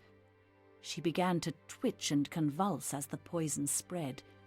Soon her body was rigid and motionless, though she was still conscious, and it was at that moment that she must have realized that she had been deceived, for her eyes stared at me in fearful desperation. "I warned you once, and you chose to ignore me," I said. Then I delivered my final words to her. "Edward is mine. You didn't really think I was going to give him up for a working-class strumpet like you, did you?" A quick search through her handbag revealed this diary. How convenient. It supplied me with a large sample of her handwriting. My final act was to divert attention from me by forging a despairing suicide note to explain why she had taken the poison. I tore the note from the diary and placed it in her hand. She tried to speak, but all that came out were hoarse, incomprehensible sounds.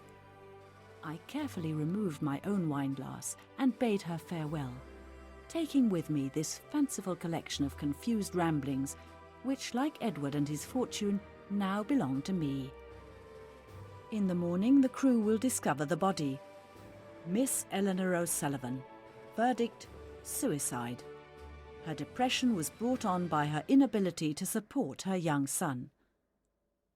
What will surely make her death even more tragic is the discovery her son William was suffocated in his sleep, apparently by his inconsolable mother.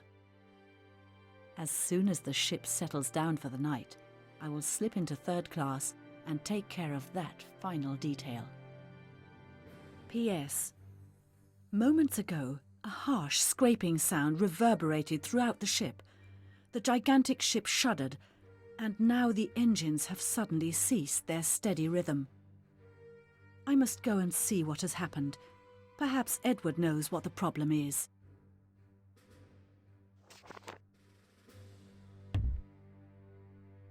There were large panels of blue and green tiles that lined the walls of the Turkish baths, which were found to be relatively intact when discovered by submersibles in 2005.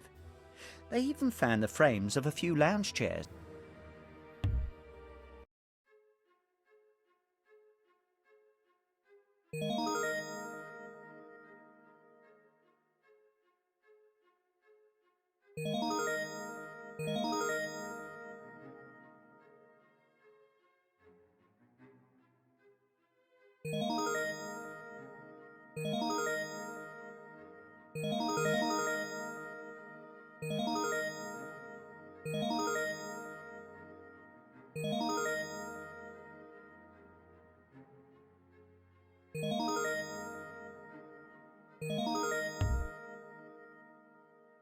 10th entry. Monday, April the 15th. How ironic that all my schemes were for naught. Fate obviously had different plans in store for me. I am now sitting on board the Carpathia, having been rescued after a long, freezing night in a lifeboat. As I chronicle last night's events, it still seems inconceivable that I actually watched the mighty, unsinkable Titanic descend to a watery grave on her maiden voyage. Edward met me as I was making my way to the first-class lounge to find out why the ship had stopped dead. He explained that the unthinkable had happened. The Titanic had struck an iceberg and was taking on water fast. The crew members had begun the procedures for abandoning ship, and the lifeboats on the upper deck were being readied for use. My plan to eliminate the Irish whore's little boy came to nothing. Edward insisted on escorting me to the top deck, where we found a long line of passengers queuing up. Edward instructed me to board the next available lifeboat.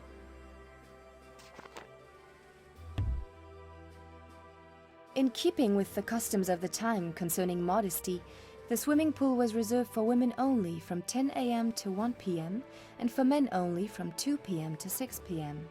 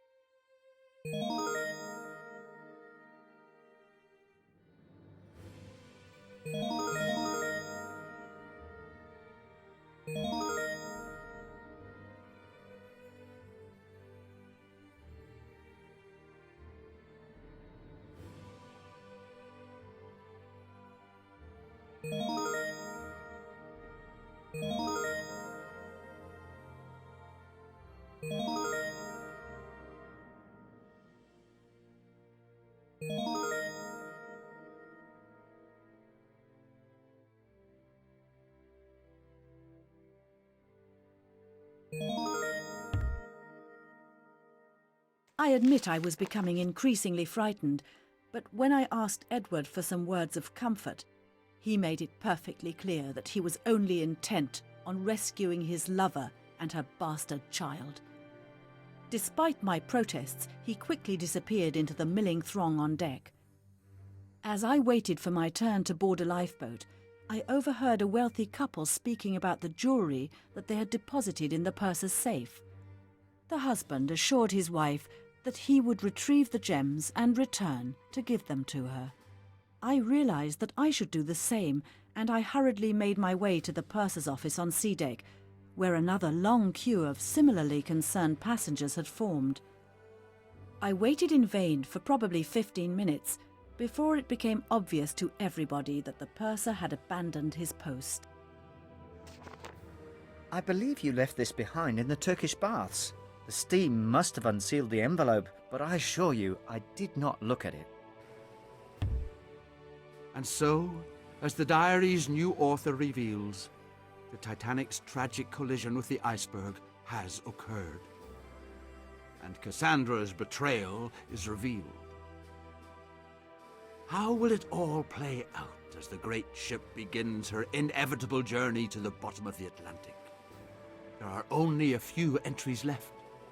But to retrieve them, you'll need to revisit some of your earlier hiding places. Did you know that the Titanic was never actually christened? The White Star Line didn't participate in such practices. Perhaps a little champagne on ice against the hull before she sailed might have brought her better luck.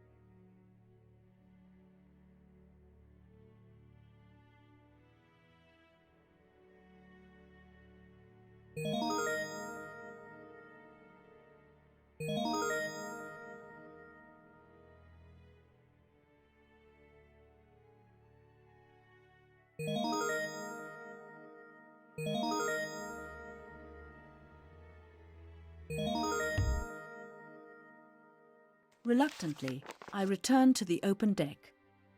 Several of the lifeboats had already been launched, and I realized I couldn't afford the luxury of giving up my place in the queue again. It was during this second wait that Edward caught up with me. He was carrying the bawling little bastard in his arms. "Where is she?" Edward screamed at me in a rage I had never seen in him before. I feigned ignorance. "She? You mean your whore? How on earth should I know?" With one hand still cradling the boy, Edward seized me by my life jacket. There was uncontrollable fury in his eyes. They burned with hatred. "When I fetched William from his cabin, Mrs. Hutchins told me that Ellie had received a note, supposedly from me, and had gone off to meet me. This has your evil, scheming hand written all over it, Cassandra."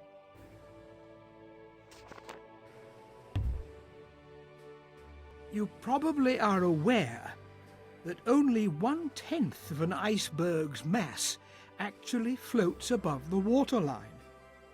This makes it considerably more massive than it appears. Even a ship as large and as fast as the Titanic would have made little impression on an iceberg.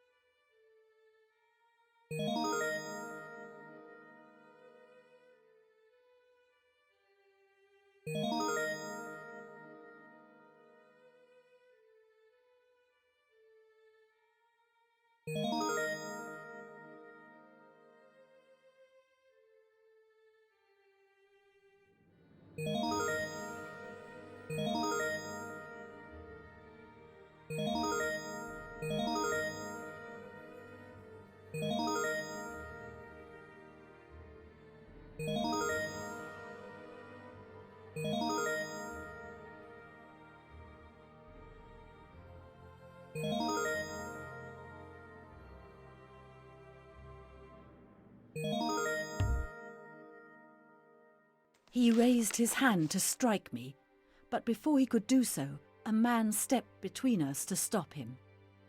Edward knocked him flying across the deck with a swift right hook. I gasped in fear, for I had never known that he was capable of such violent behaviour. He turned to me again. "I will ask you one more time, Cassandra, and if you will not tell me, then I swear by all that is holy, I will throw you overboard and leave you at the mercy of the icy waters." I was petrified. "Very well, I will tell you, though it won't help you in the least to know what happened. Your whore is in the Turkish baths. I tried to talk to her, but she was in a fearful state of depression. Who knows what she may have done to herself?" He stared at me for a moment. He must have deduced what I was hinting at. But instead of striking me, all the rage seemed to drain from his eyes, to be replaced by resigned melancholy. "I must go to her," he said. With that, he turned to a young woman in the crowd and cried out, "Who will save this helpless boy?" The woman opened her arms for the boy, and Edward handed him, still crying inconsolably, into her safekeeping. The young woman immediately climbed aboard one of the collapsible lifeboats, and it was lowered away. Edward turned to me one final time and said, "Lord have mercy on your dark soul, Cassandra." Then he spun on his heel and vanished among the panicking crowd. I never saw him again.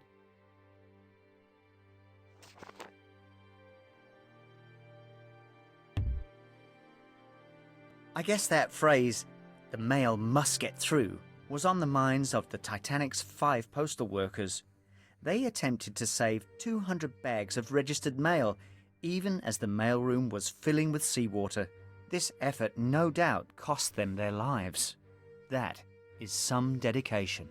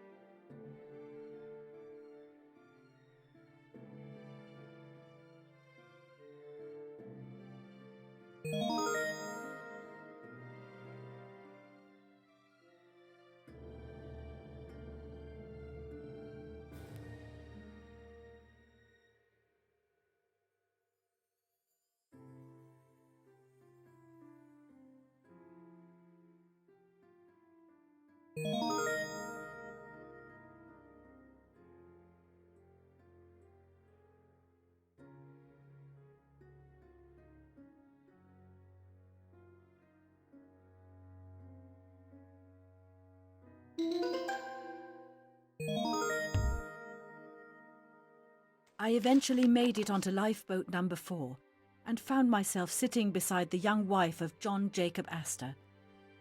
We watched in stunned silence as, less than half an hour later, the mighty Titanic broke apart and slipped silently beneath the waves. The night air was filled with the wailing of women and children crying for their lost husbands and fathers, while somewhere in the night I could hear the desperate cries of those unfortunate souls who had managed to jump off the sinking ship and were now drifting helplessly in the freezing waters of the North Atlantic. We pleaded with our crewman to turn back, but he refused to do so, fearful that the survivors would swamp our boat in their panic. Eventually, the distant cries fell silent, and we huddled together to await rescue. After what seemed like an eternity, the sun came up and heralded the arrival of the Carpathia, which had been steaming towards us throughout the long night. The Carpathia's crew has been doing their best to look after us, but the news filtering through is very grim indeed. Barely 700 passengers made it onto the pathetically insufficient number of lifeboats. This ticket just arrived for you, but I can't imagine why the steam baths would be open at this time of night. So, now you know the whole story. You are descended from the ill-fated lovers Edward Ashton Jones and Eleanor O'Sullivan. But what you still do not know is who I am. As was the case 100 years ago, the key to everything can be found in the Turkish baths.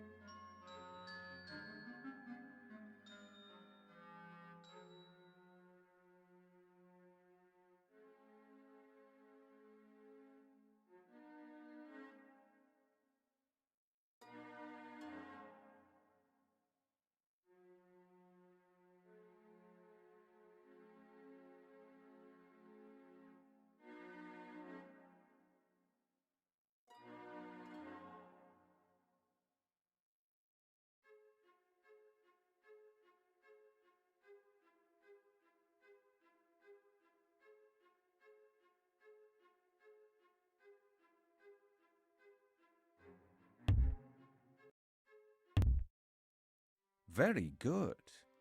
You've discovered the location of the explosives, and now I am revealed as your nemesis. Are you surprised?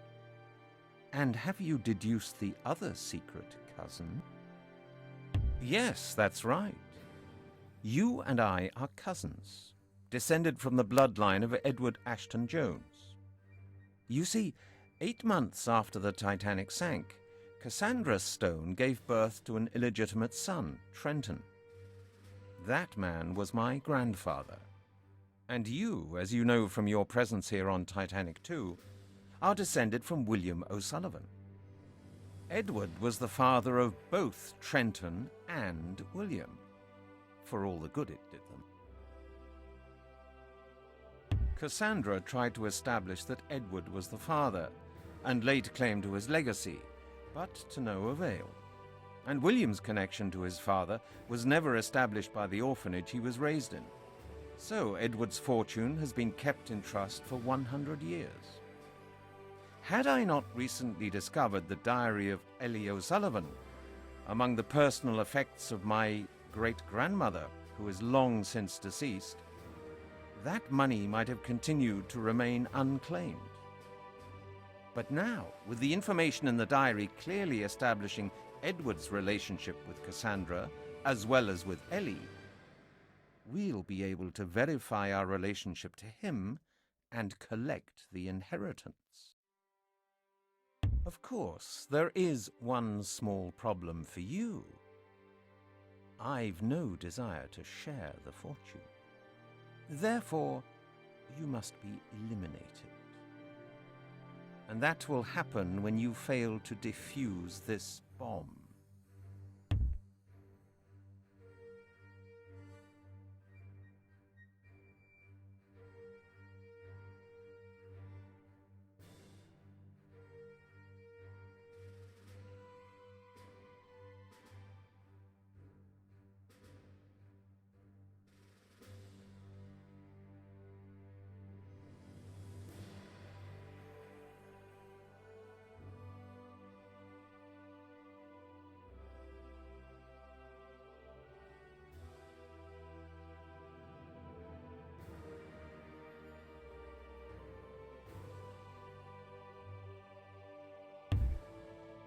I'm impressed. You managed to neutralize the explosives after all. Your puzzle skills are quite remarkable. It seems a pity to have to resort to a simple gunshot to do away with you, but you've left me no other option. Hands up, Andrew. Your game is over. No! I was so close to the fortune. If I can't have it, neither will you! Welcome back to the land of the living. You had a close shave. Mr. Nesmith shot Andrew in the arm and the bullet just grazed your head. Not to worry though, I've bandaged it up and in a few weeks you'll be good as new. On behalf of the passengers and crew, I would like to extend our thanks to you for saving the ship. And I've been authorized by the cruise line to offer you unlimited sailing aboard any of our ocean liners. Congratulations. Well, well, looks like there was a story here after all. You are a hero, and I'm going to make sure the world knows about it. Sorry that I couldn't reveal to you sooner that I am an agent for Interpol, but that would have blown my cover. I've been tracking the mysterious bomber for some time. Unfortunately, I couldn't be certain it was Andrew Stone until he revealed his intention to kill you. But he's no longer a threat now. As Andrew stated, the diary of Ellie O'Sullivan establishes your relationship to Edward Ashton Jones.